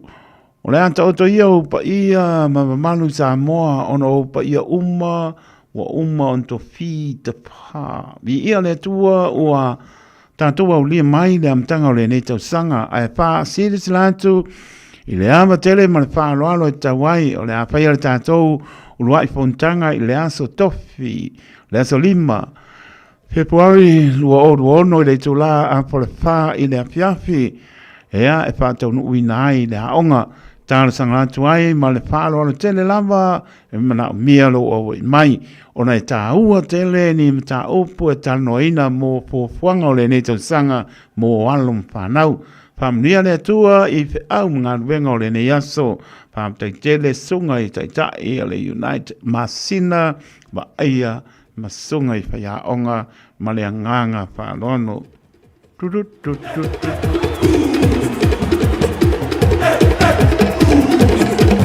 Ia, ua mai a mo umma. Ia, ta tonu lea spai mai asa ma se mau sa mora tonu pele o tātou pa se sinanga na pio anga mana panga pa tonga e karisia manu e lava sta un paere o ona pa pena lava e poto tau tai sira na atu iama e ai ta tonu e matere lo to wanganga pa loalo ma le nganga a loalo tele pa mangalo e lau whenga wenga le tau tua le Radio Samoa e le lama so tai mai o lau ponga pia pia o le mato ofisa ila o iwa Lua no loa slima i watoro no mera o iwa lua no loa slima i watoro no mera ia mai le pulenga Radio Samoa mo mātu tangata whatau waa watori pa maloma whaapatai i le lango mai le maro tātou tunu whaamria le tua. Spo whaamara bilu te wate ai le tula e malu tau tua le Radio Samoa su lima i watolu a mo. Patalo watu i le whionga le au pepe pili o ane, ka no whae maroso i fota ma, pe hori pare tua, ia salamasina ma no whaalo i o tara, whaaptai mapta mai, tiri sa ene, si ona tu ati nā, lo whātu, tu pene a Christina, tanu masa, mai melpone, lo whātu, pule o mlai wa anele, sini Australia, lene sia, lo whātu, ma no lamale mai, lene sia amale ainga pa pena po ia no fati ia ma no la male va mai lo fatele atu via foi ne fiafi a pe foi ia sina leo si ona tu ati na ia lo salia lo maputa mai la mo van tone ia ai ta dono lo o manuali lava la ta po inga sa mo nei po la stofi la solima february lo o ono ta dono aso le aso atao o le waitangi tei. No pare santu ia maa i le tala foi ia tu pesili pe la ngona e toa i pea i no mea tō tino le tu ma le tu ia o pito so inga na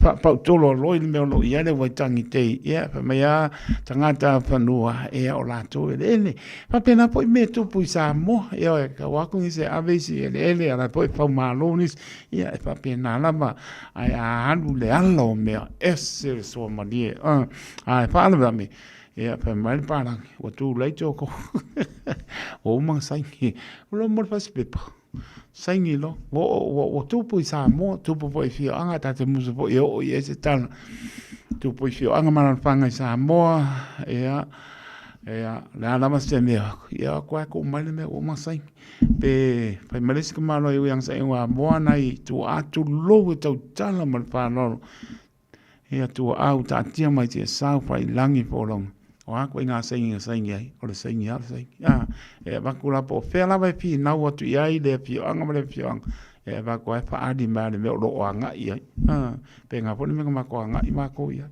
e va ko fa adi ma le saingi mo umma saingi no le pepa ia pa pena la pengana mele ko pungele mele fi na wele o tangi te a ko yo pois fam kalanga uno falsa so ya ma na wa mal ma lama po ta to ne e le me o tupu le fi na unga le kam papa e ma tangata panua e tu atu pe le i ai per fi le mu a wani ai ni me ve sia ma tupu mai ai wa ko nga ve ya pa pena lama ma wai po ni so i fu na le tap sai no po tu langa lo ai lo pai te lava tangata la to o fa mai ona me to tino ia tu langa pena ia ai pe mai si o pe sa to ia so ia tala na e mo ia e la ngona po ti nga pe nga mo to pe pa pe la tu pe mai tala pe sa to ia so ia o le pe pa le o mang sai o ko i mau o mau popo o uma finito Ya ai ya manuia le wa tangi dei tai au po le ale vesi ya malolo i le mu sa ngale mu I moto malo le lo po ale le sola yo la le ngan le sola yo pa makala mai o ta mo pese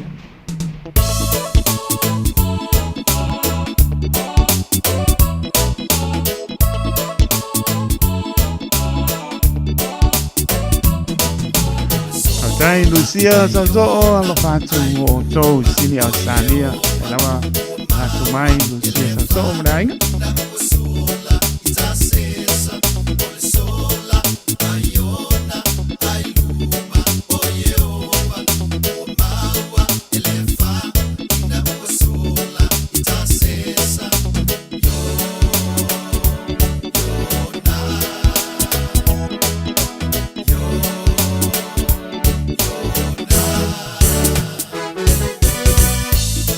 Baile afio, ia iona.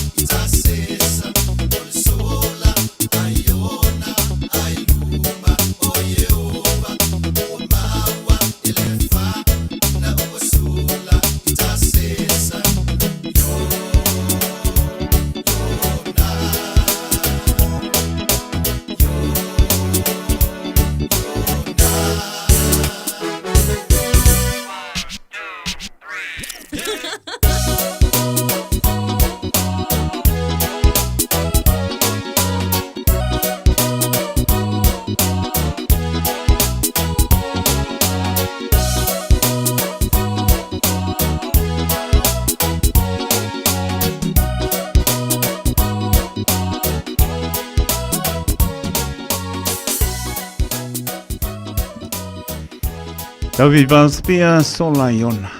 Taimito le mai loa su tolu. Pelu te wate aile tula malu i le tautua le Radio Samoa su lima e vatolu a moto e fatalofa tu le nganga paanolo. Se waturu e pele loto. Pe lama o maputa miai ke lope. Ia me spoi si o tato tunu i Samoa na rua le atu Pasifiko watunu umo lalangi. Tonu le wo o ia le tautua le Radio Samoa. Ia me spoi patalo patu ale tasi ono tesi maratasi. Ia lopa pena pon pasala la watu. Ia maua mai si o tato tunu i Samoa mareitu o le ke lope. Ai malola ma papatai i le malo le tunu lango mai. Ia me se o lo tautalia ina o le tautua le Radio Samoa so lima e vatoro amo papatai tele lava le ne sia amale ainga papatai tele lava ia me sili o nai manuia papatai mo famnianga lo fatpoi o e male ainga ia me se o pasongo mane fiafi o la utala no le tal no estevi o te pa malosi pe e mo le on sai male mataala ia maise ia maua pe ale loto mo lalo pe ano pato ele ase si ato tole soifua mo le ona ia e leipo se pa pia mi otono i lalo le la ia po e mai e o lava i o mana tunga lilo i tono lo fina ngalo ma le loto teito pe o se ata e tau i malai si fanga lo tato tu lo no mina tato soifua mola tato te mat tau hei te me tau wha bai ai o no le malo si o le pealua i fili ma le te apolo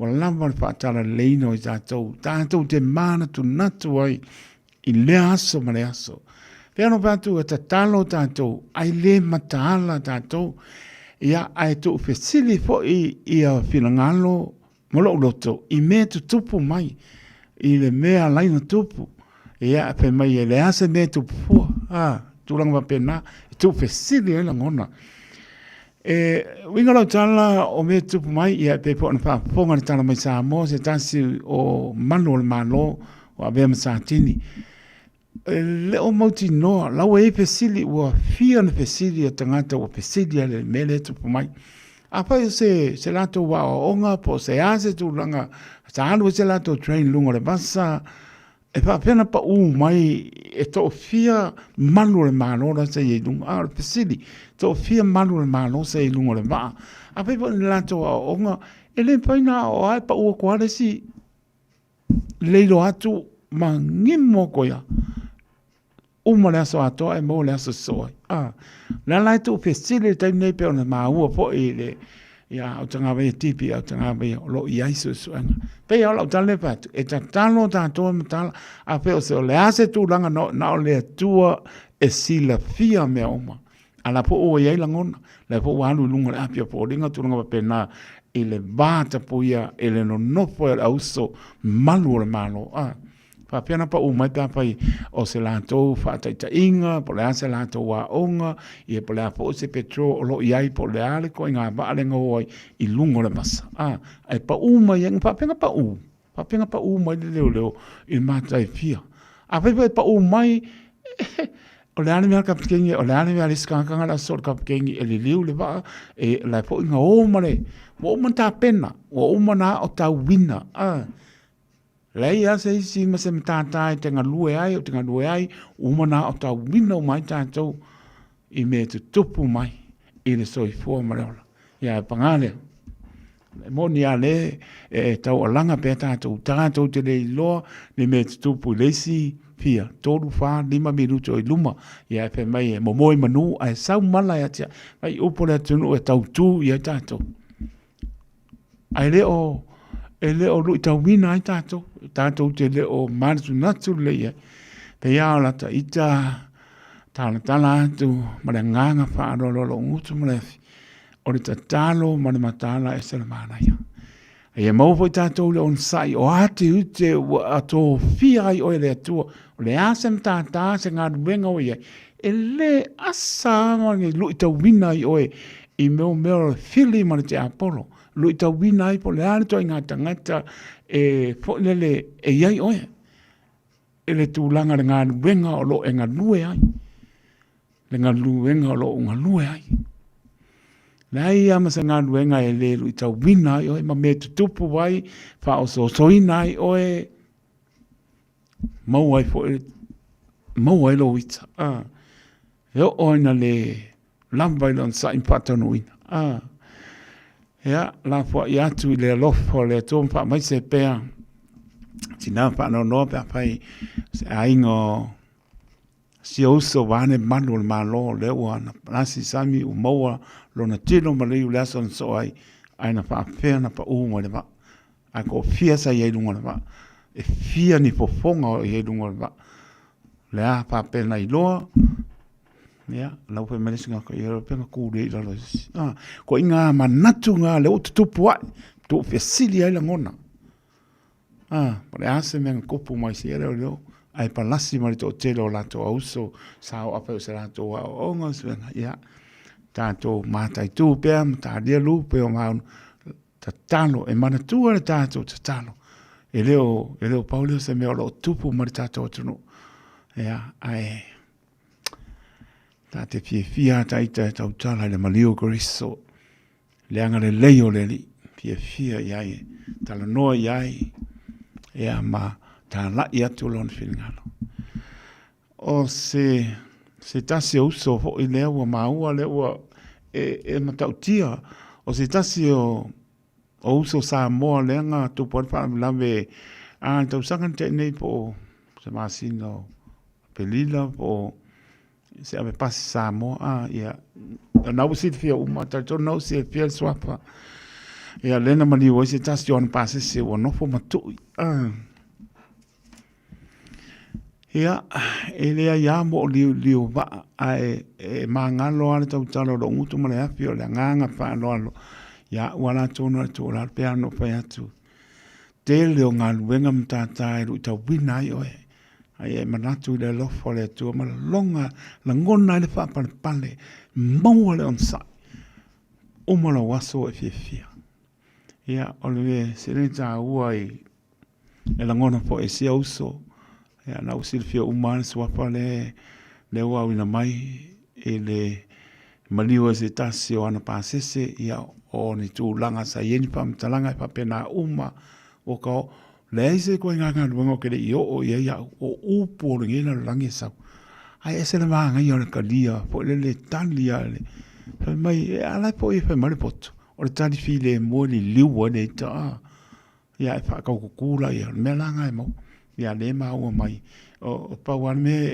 i le wingo la tala fa apta ele o ve tono fa pui o no fa pui tono lo na inga o no wo fa manga lo ina le tamale o no so lo tau sang le a inga o le tamale na maniu ya fa me wa ke le upu ya ma wa ku fa me ko fo lo nga ku o ya le tinga ya vi fo ingi ki nga na ki martinga nga mo ke riso ele fa ku sainga ti ngai tato te mo ti nga na mo le sa taulo matanga ono le lofa ia te oi ma una le lo ia a lofa tu si uso ma tu langa na o ia ele pingo fie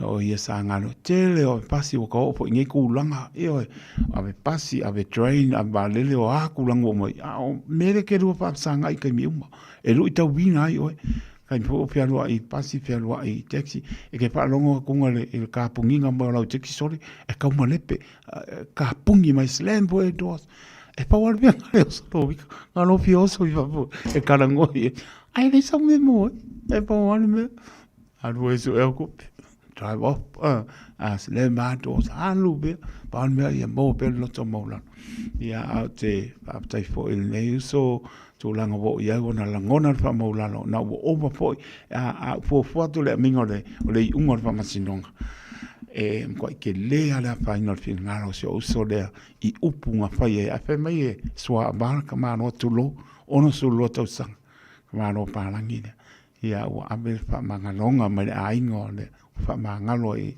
le uso o na le ngo ngamali wala to tamale on su lo to sanga mai swa bai no pasi ia o ka pa le se pasisi Ia la lai fai a koe ia fa me wa wa o margira langi tulo ia nga wa si pia mo le nga pe ia o le la ma po la si nei so au ia pa wala o fai ki o le la pa no sa ile nga ruanga na to tofia ia ia mo pe le pale pa tu ina ia uso au ona ia on fa ko ia o ia la pu atam fa nga le ase mata ta o ia ia manatu le lofo le tu ngai ki alo ka ave le ngale leo le li tau ave lo pe auto ave o matuo lo wai ngai ka le si o nu me umana le tau lo wai poi le lalo ai mo wai mano lalo ai mo wai mano ia tai foi nei a inga mal lo tpa ma ngalo i la bonen pa sua bala ko inga ia wa fai ilang lua songo pe mai la fa mkalanga wa uma wa ai wa ko i pole akuranga pasi le ngaru le kama tu lovo nga vele u fil pasto po ko nga ai aru lang pas vai pa wala nga di me po le lo que le fa ku que le fa se u esse ia ai wala me ia kan ko fa no ma se so lo fa to mo tu lang ai le me tu po au ta winai mo le alu luma ia tu na ia o winai le alu luma ia ma ngona i pe o alama tu langa o mai pa wale mea i e matala o ne e a faina pa wanga me ala yunga e self defense pa wanga me pe lona tana i se tu langa ia le fa me o te kinga le laws yo au bili leo adu yala o me ma me anga bili leo ai bili lo tu langa e se manga ia pa pe lo e tu langa pena ia ka winga mo mai ia ko nga me ngai ke ia lu le nga benga ia wa alfo ia ka winga mai tu langa pui ai o tu langa pena ma me changa ia ai lo fa te la tu le so le ma ua ia le ua pa pui na le o tono pa pui ia o le no fu tono lo no moto po le community service po le fai tu ainga ia ale ma liu tanga ia pa tai po ne ainga ma le mo le lot fa ma ngalo ia ma wi ai ala uma ia manu ia foi ia le pe ono masina lo pasalai community service lo ia si usole ia le ska ka ku fo ia a pasi o ko fo ia pasi fo ia taxi le couriers scooters ia alwe la u Cooper Bank Piki Cooper Bank ia umo du tawina kai ia man malo ma ia lota alu lalo mo wai malo le ala va de vesi mai ia ma po le lo fo le por me tangi le pui mai ma mai le lo tonsa e pui ai la ngal venga ma e fai la ngal venga pa tai e tuai me o la ba fa pe na au to wina i tatou e me so me tupo ma si o tatou to no ia ma me lo fa pe na po i tupo mai stasio ina ma liu ma pui o tatou Samoa ia o tu langa na lo tu pe sili pe ai fa mo sa mo le tu pele tatou ia tu ma o tu pa tasio o tatou ta tano i le tu o ia lava ma le fa ma si nonga mi o tonu tai me o le tu la ia se si tau te ia tai me o le tu tani fa ali le tu fa ma ia ina o tu pinga fa ma ia ina o tu pinga au ni o tatou fa ma sino atu ne whamasino ina mai tātou lafo atu le whamasino sili o le atua e moni whamaoni to e maua le tātou fia whamania le li si o tātou tunu pele Samoa lau e en soifua maora e tātou ia o peele Israel moni so e lava le whamalama pāma aisi o nā tunu manuia tātou fo launga i le nei tau sanga umi o tātou fo lau foi ia tātou fo lau whaatasi ma au la vea i o lo tātou atua ia tātou te mau ai pele fia. Nia lau whaasonga ne fi Samoa, ia ngā lei pele li e le tātou pōlaunga nise o ainga o whiangai whaano noanga, wha maise le nganga o le li. Ia, nise o whiangai ma ngase o le tino, so se mōta ngase mōta malawa, ia le whaamano longa le tātou.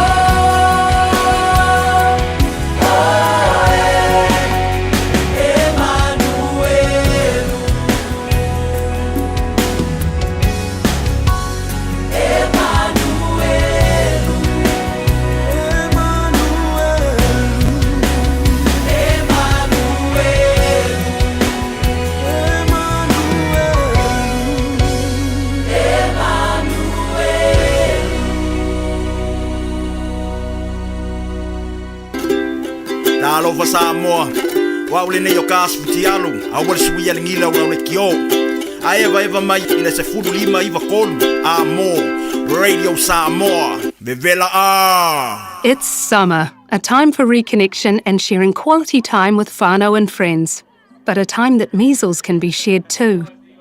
It spreads easily and can cause serious illness. Before you visit whānau, check that you're protected against measles. Having 2 doses of the measles vaccine is the best thing you can do to stop measles spreading and protect those you care about. It's free for most people, so visit bookmyvaccine.nz or contact your healthcare provider today. Leaving in sin. Where are we going again? The beach. Obviously. Which beach? One that's close and not full of poo. Ooh, I just found our matching hats. Nope. Okay, Safe Swim's got a green pin for Takapuna. Yup. Tide's good, lifeguards are on duty, and there's no wind. Let's go. Water quality, tides, lifeguards, weather. All pretty good reasons to check Safe Swim. Visit safeswim.org.nz or download the app today. Thanks to Auckland Council. Tasilima Ivatolu Amo. Radio Samoa. Taimizora mai su tasi meruta ntano ne tulaiva. Tautua de Radio Samoa su lima iba tolu amo. Manato mano le ilauta po inga Samoa. Whamalo whaaptain mara le tu sanga lua ne aso wai maota malawa. Malo le pale whaaptai wa e malo whaiva ne aso sang bi iai pea ne tua. Tautonu te le po i la mano lo mo le aso a tai au. Le po si pia le waitangi dei ia maritala anga po ne aso whaamnatuina. Tau sanga tai tasi ia mo i po se aso mano lo e po nisi sa pia ngai mga wenga ia nisi po e pa wau lama ngā wenga ia mātango pie e po teimi te mano lo ai ia pa mano lo ngā rui ale ua po le aso lima o Februari lo olu ono la stofi le o tato iai ia wanga te po le whai unga ole ne po i vai aso i le alofa maranga le lo tato tua ia te tono ro mnia uma ai o tato wainga o le nata le ngata o atunu e mamao, ta whai pio ke lope, ia mesfoi, tātou te manatua pēr sa mōna lua, ia ma le hatu Pasifiko pia lavo no pia iai mano nofo ai o tātou tangatanu, long sia lava i tātou le whamaoni o lo tātou tua, ia ma tausi mai ia i tātou, tausi atu ni mea o lo tau, no pia iai mano nofo ai, o lava na ialong whanau, o lava pia ngai nisi, ma ngase o le tino.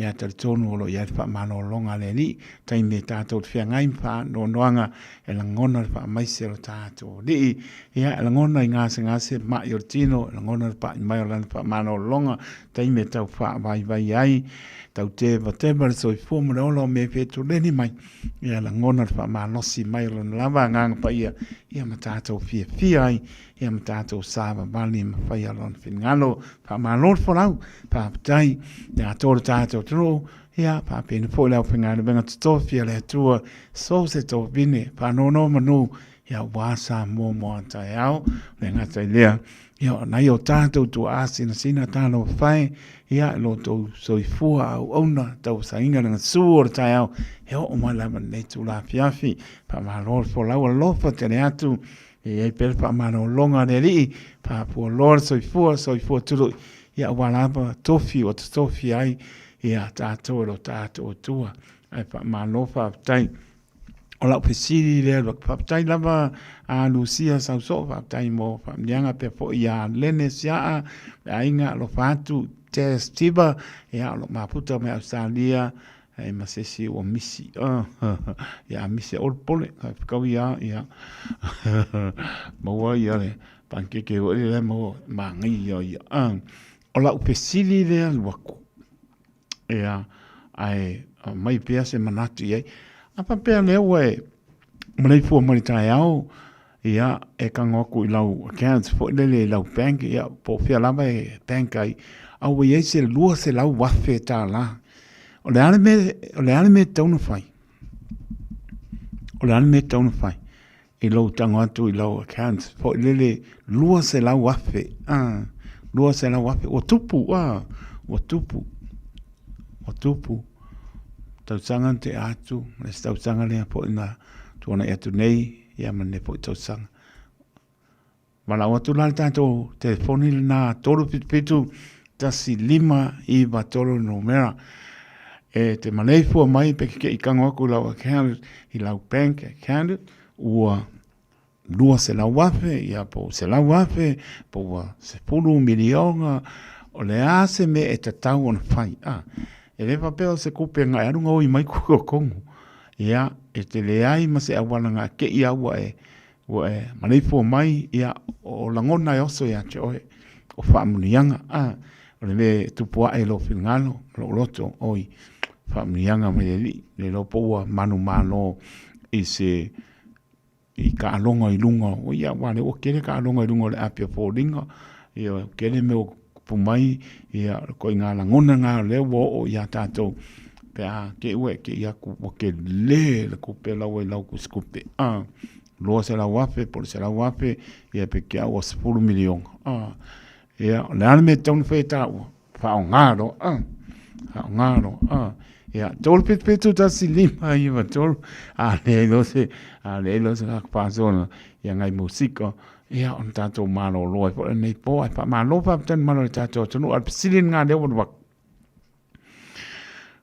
ke I mai I lesi tai au mea kanga koe lau bank account ua makoa ke ia lo kanga koe se lua se lau wafe lau ai o le ale me taun fai e le papenga arunga oi mai penga aruko mai kukong ia tolu pitu tasi 5 I vatolo numera malosa I pua talopa Malasa pula sunga la kaiko malasa pula malang makapira funga la ko kaulangi pula funga kaiko alofa wa mai tau wa mai patua ya tai madie manguia le lo fale kua ia malo lava le so I fu maria ia o lua matua malasa fu manguia la babala funga kaiko ia ambe par kua mangu faro bala ingari tai lava o ma wa marta pesilia ofisilia pa bosi kupe kele ioi be genga wonua kang via ku matai malia le lua bank account o ye le lua se la wape ai le yo o ye se lua ke nga ku per nga ku rang kele o nan me kang fai o karia pa maguyanga ka ke de ropo FEB sa wai a se le di pa maguyanga pa nga no e o lua pa nga no e o lua pa nga no ba o wala o kadi fisia wala sa ba kang okay ya ma ai volgan ya ma ai foi chile buai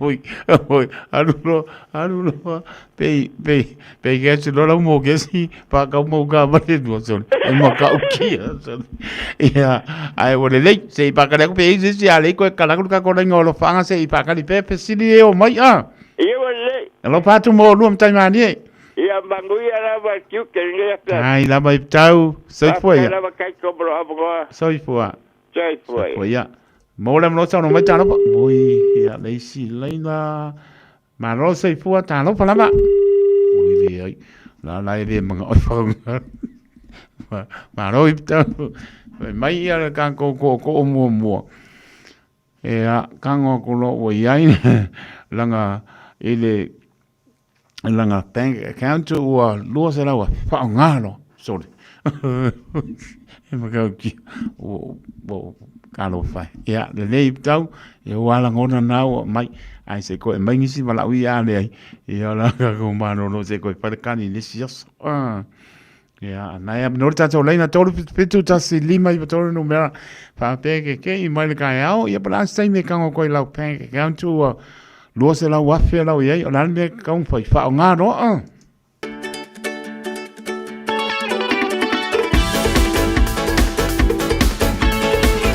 Moram lo sa lo mai talo pa talo fa taito ma no sai fu lo so cha ko no a torina mal no fuano ma lo la ban malanga ban via la lo fa mai a sa ka mai ani o polau ma le pai pe au la man via langa wenga pa tai lo la van tau tuati no ya o e tau no mai lo ama yo la o ya manatu ye ni fesidi ya a fa yo le o ye se tu petele fa pena jono la ta kiam ya e te tau ta su mo mo professor o le tupe Ai Te ake. o te tano e whaonga ai tui tau muri e o ta ai vile.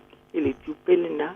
Yo si o na manatu i le fesili taito. Lua se lau pasenge ka ofi. Lua se lau pasenge pingano. Pa te tele lava to ringa lo fatu mo e man no fano. Ia lo fatu foi taito manuia le po. Nia fo le po fa sai fo ia. Pa sai fua. Fo ia.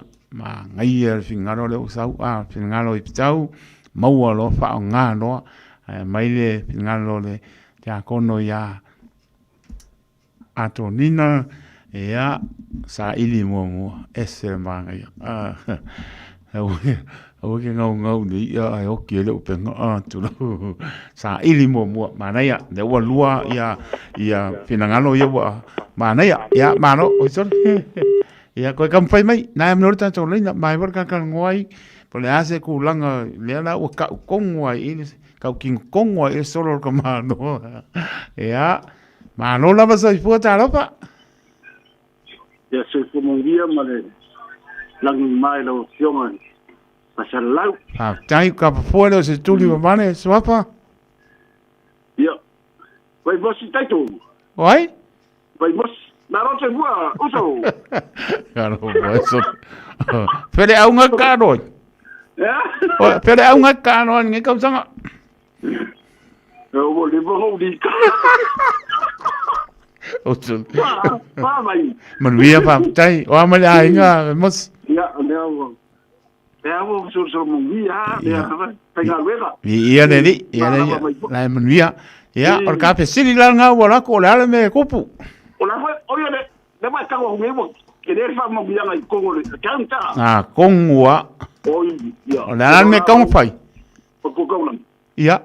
O mo wa ia mo lo fa mal. Ya. Que facili, ko ela ko facili bank, ale. Tan ko un walo kam. Se ko mai ana opingano vemos. O que ko ia no é ko facili bank, o fesa wani le. Sole, le ana o lua ka. E pa wala o kani o lua se lau pa senge kani e lua yo mai lo wala ngona to gas. Pa ka me mosi manga ya. Ia manguia le weekend. Fatu mo ro ta mai ti. Sai fua. Ai ya ke. Tanofa. Talofa malo soifua. Swapa pa mole. Isita? Ya sita ya. Kang waku wa 10 milion nga la wo bank account dal me pai. A whai ki kango aku o se kupe kukongo lawa account. Ya. Ai e ke sila fia pe ka ke loa inga ele o se kupe ka ika. Ya. E mua lava ma te sili le bank. Ai. Fine out mua le bank. A whai e ke le o sila fia pe ka ke lo i loa inga. Se me sa wai le kupe lea. Ya. Ai le o ka ika yonga. Ia awange i o ka kalanga i kua. Ku oi pe le bank. Ya. A whape koe reverse i koe le bank e mai la ka account. Ya. Ai e lista lai mama oe, mama ka ika, ia mala malama, awange i o ka kalanga pika se lo saka kupi. Ma ngai ya ke. Kolu le ya ngana de sau mo ko i lua se lau pasenge ya wa to tas. Pa tai tele lava to pile mortali ma ngo fie man via le po. Ia, manuia le po ia fa se Sai fua ya. Mo le no sa no mai tano pa. Ya. O tu langa le ka ko pa tai. Wai va ora pa mai to lima ia pingi lo pa lo le payment so le fale ma pa le payment so ka. Me la lengo bebe le la o sa. Ia e mangai vai vingano le so lima pa mai pa lo. Ia pe ke se lo fale ia ke se marca vale ia a muri mai la wai e sa le leia o le langona leia tato ia po la to e lo se kupe pa pe se nga hoi e le se kupe nga nga hoi ko le pen e le ko i mama i la wa mama ai e le va penga e anu penga ru ko ainga a mai si kupe nga ko le kongo le penga le ai ma se me o fa ngai ai o le winga no kan ma te nga ko ma wa le ta upu nga sa se kan se o ngari ta to wa kan ko nga ma wa se lau le masu balu se lau le masu balu wafe se sa o ya ta si le ma balu ia se lau le mas balu wafe le na sa le penga su ngani ile Samoa o le meu kupu o whaonga kusala e sa o le mori maua su ngani kai me whamsingonga pai mai o la ngona ia o mai a tātou o whamnianga ia wale o kele ka alonga i lungo meo apia fōringa la lau papela o se whamnianga ma loa i la ua le la ua mawai ma le la ua kau kingonga o le kupea la ua o whamnianga mai le tua ia o meia ele o kele e se o la ngona a o meia tu tupu mai i le soi fua ma le olo tātou o le mea lau kupu o whao ngā le ono ngā o fa ngari un ngari ko walu ko pe Samoa ia wanu fa kau ka mane pai mar pale o me uma ale kali mo no amel pam singong ia o le nga le mo mai la fin ngalo toru i fin ngalo sa kau ngu ia hala o me uia lo me o nga e mo ki ngoa le ki dia mai o le me mo sa kau pai un ngari ele ro o po pe ke rua munguia po se kupe whamina o sa ili le amio tonu sa ili le me puipuia mai o rua ngai kupe ke le kupe se lau le masu walu afe le nga pa pe si ngani ile Samoa e ngau silfia swapo ke le bakunga ale nga se ko mai ale makuri kasi marosa i fu ta fa taito marosa i fu o mai i ngai Grayling Park oi fafitai lai mo ia fafitai ke va ku va vea o manga le sau no mai la happen ya ke o la kala mo ya last year ia e ke ila la ngala le ko la skupe e ke ku malisia ke o se fulu wafe ia so vidi lo la wakdi so lo ka ni fa mai mam ia le la ko ngoi e ko sentle le coupe le la gale sa coupe ia sa le ya con senta le sa coupe okay ia ma ke o mai le kusi ke o mai le leta pa thank you mai ya ke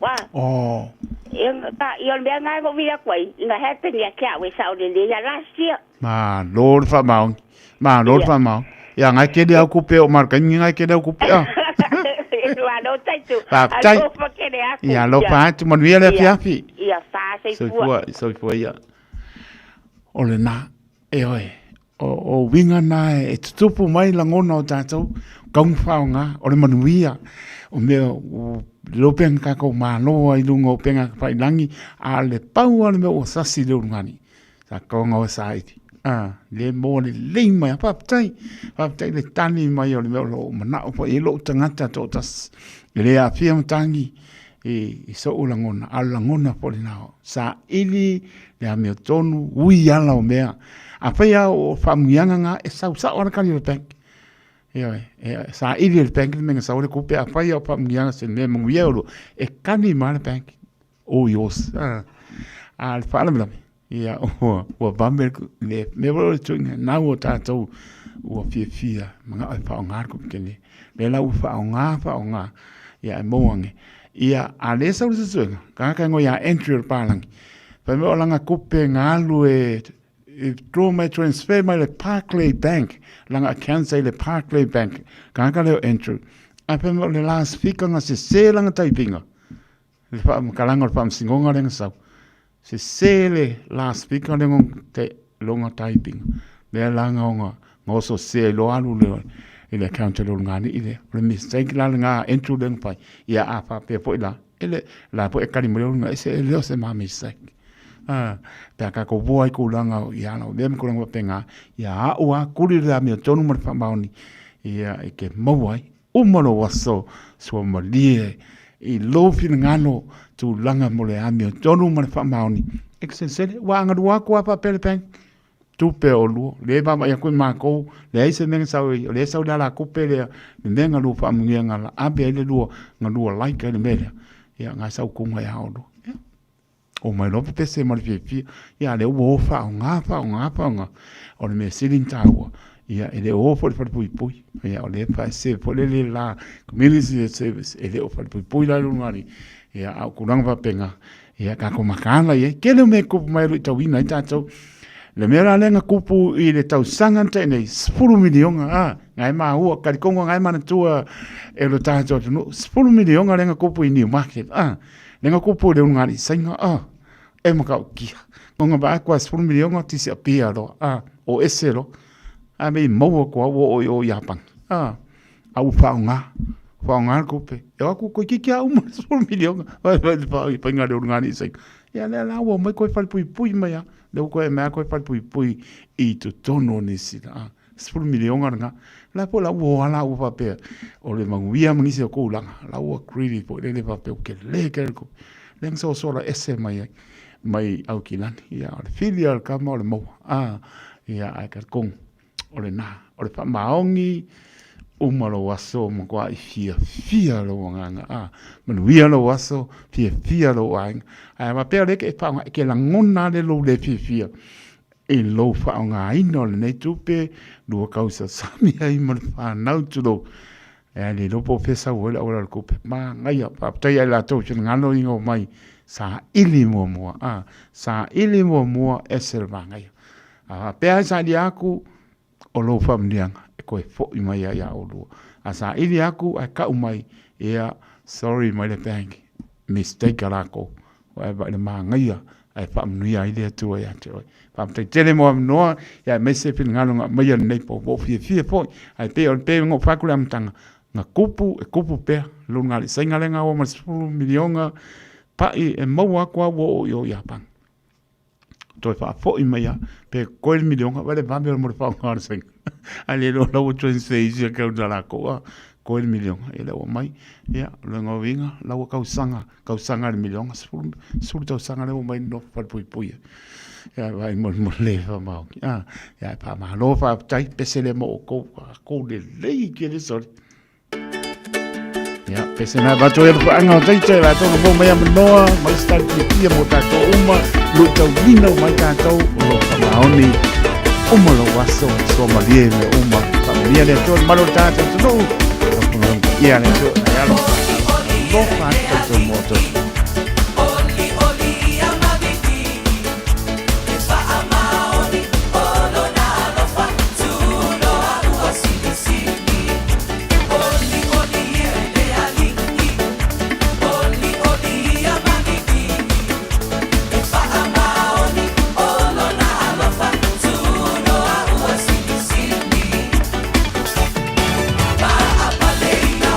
Mama, no male, mano le pa ia,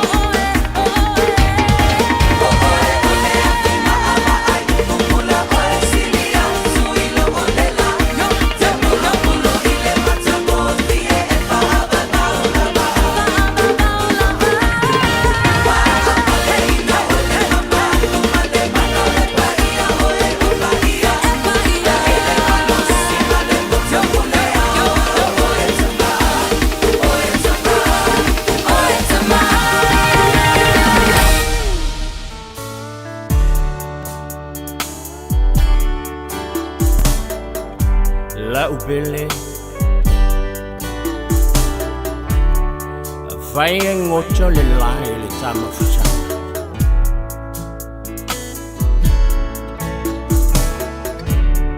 Oje jojo Selili sama-sama yo bagjafa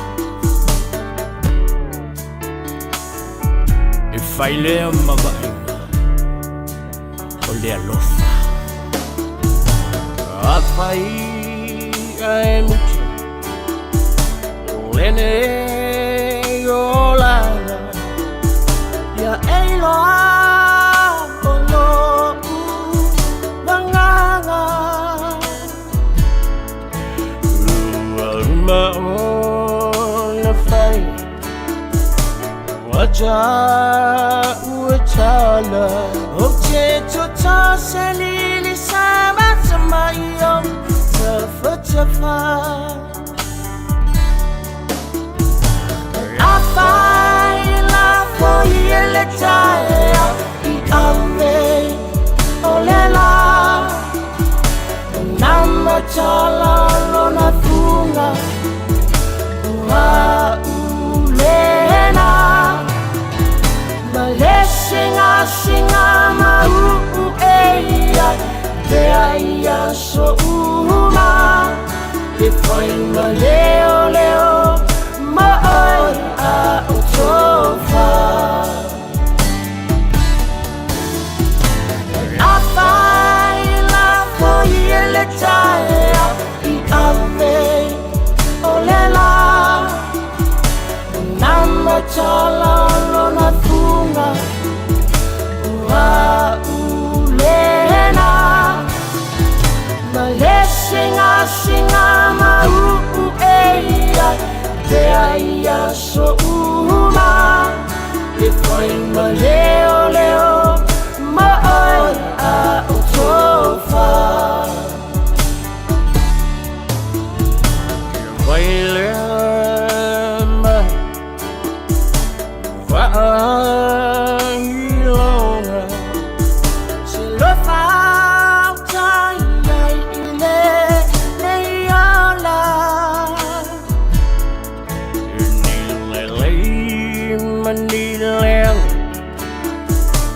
Chama fuchanga Awa ele choy chala no ile pala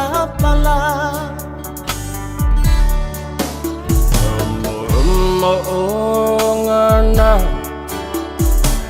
Look nei changa cha Wai le soy fuanga Chava a selu Cha fola umai Tasilo cha alunga sa alungani La fai la foglia le taia I ave o le la Nama chala lona funga Ua ulena Singa ma eia Te aia so uma Te fai ma leo Ma oi a o tofa La fai la foglia le taia I ave o le la Nama chala lona funga Ua ulena Singa ma eia Te aia so uma Te fai ma leo Ma oi a o tofa La upele Fai ngocho le lai le tama Oje jojo Selili sama-sama yo bagjafa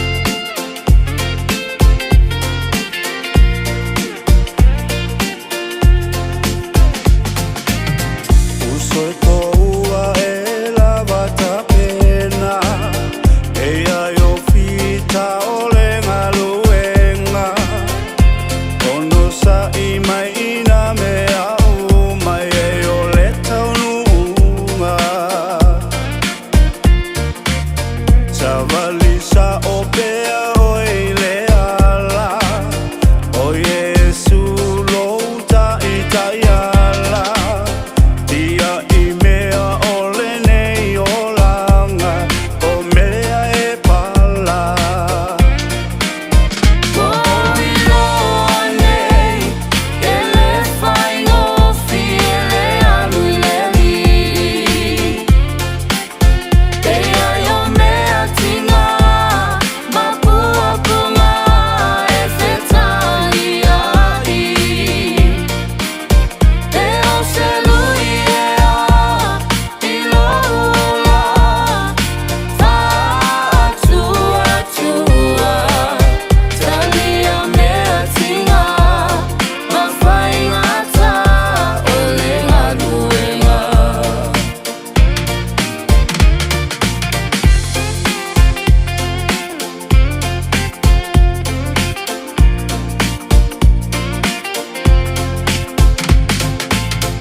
Lua inga e ia e matala I whainga ale fili e whaleanga So o se mea ua ui mai ai o oi e se ai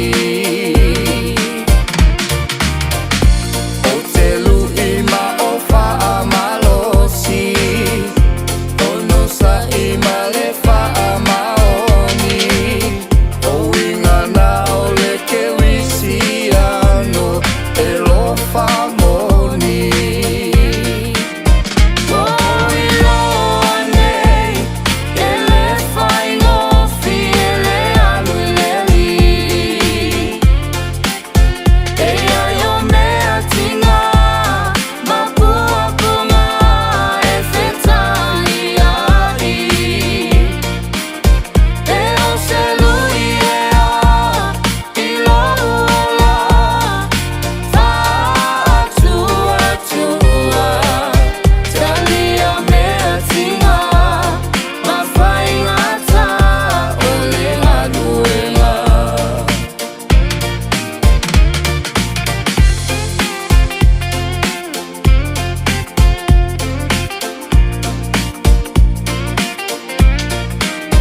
O I loa nei e le whaingo fie le alu le li e ai o mea tinga ma pua punga e whetai ai e o se lui e a I loa wha atua tua talia mea tinga ma whaingata o le aluenga talia mea tinga ma whaingata o le aluenga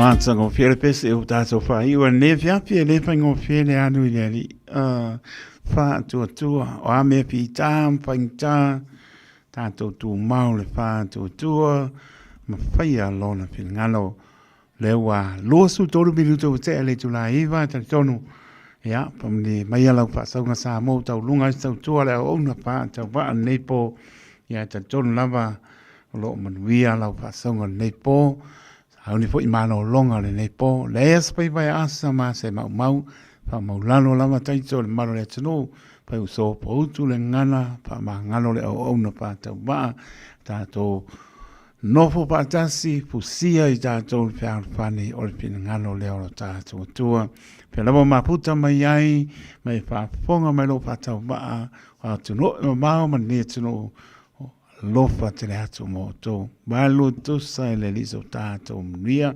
Nia mano longa le nei pō, pe poi le alo atu mo le asa mano loa tai au, ia pui le li I le ulufafo, ma le ulufane, tā po inga I mota malawa pe alama la aptalo loa, ia poi I le aso atai au pe au dia le anga le leo le matai, I au alofa le li, mua au mure au lo tātou, tua le tō soi fua, manuia I po fuanga mo le aso mano loa tai au ya mese la mo ta so fo longa le ne to sanga umi o ta to ia le masina lona lua o le tau sanga lua o ono pam nia le ni mano longa le ne po o tia I ta to iona au lofa mo na au la veai mo mano longa file mo le po ala fa I tai au le manuia fo linga pe ta to I lona lofa malona ngalei tai to le au ona soifua ma ia manuia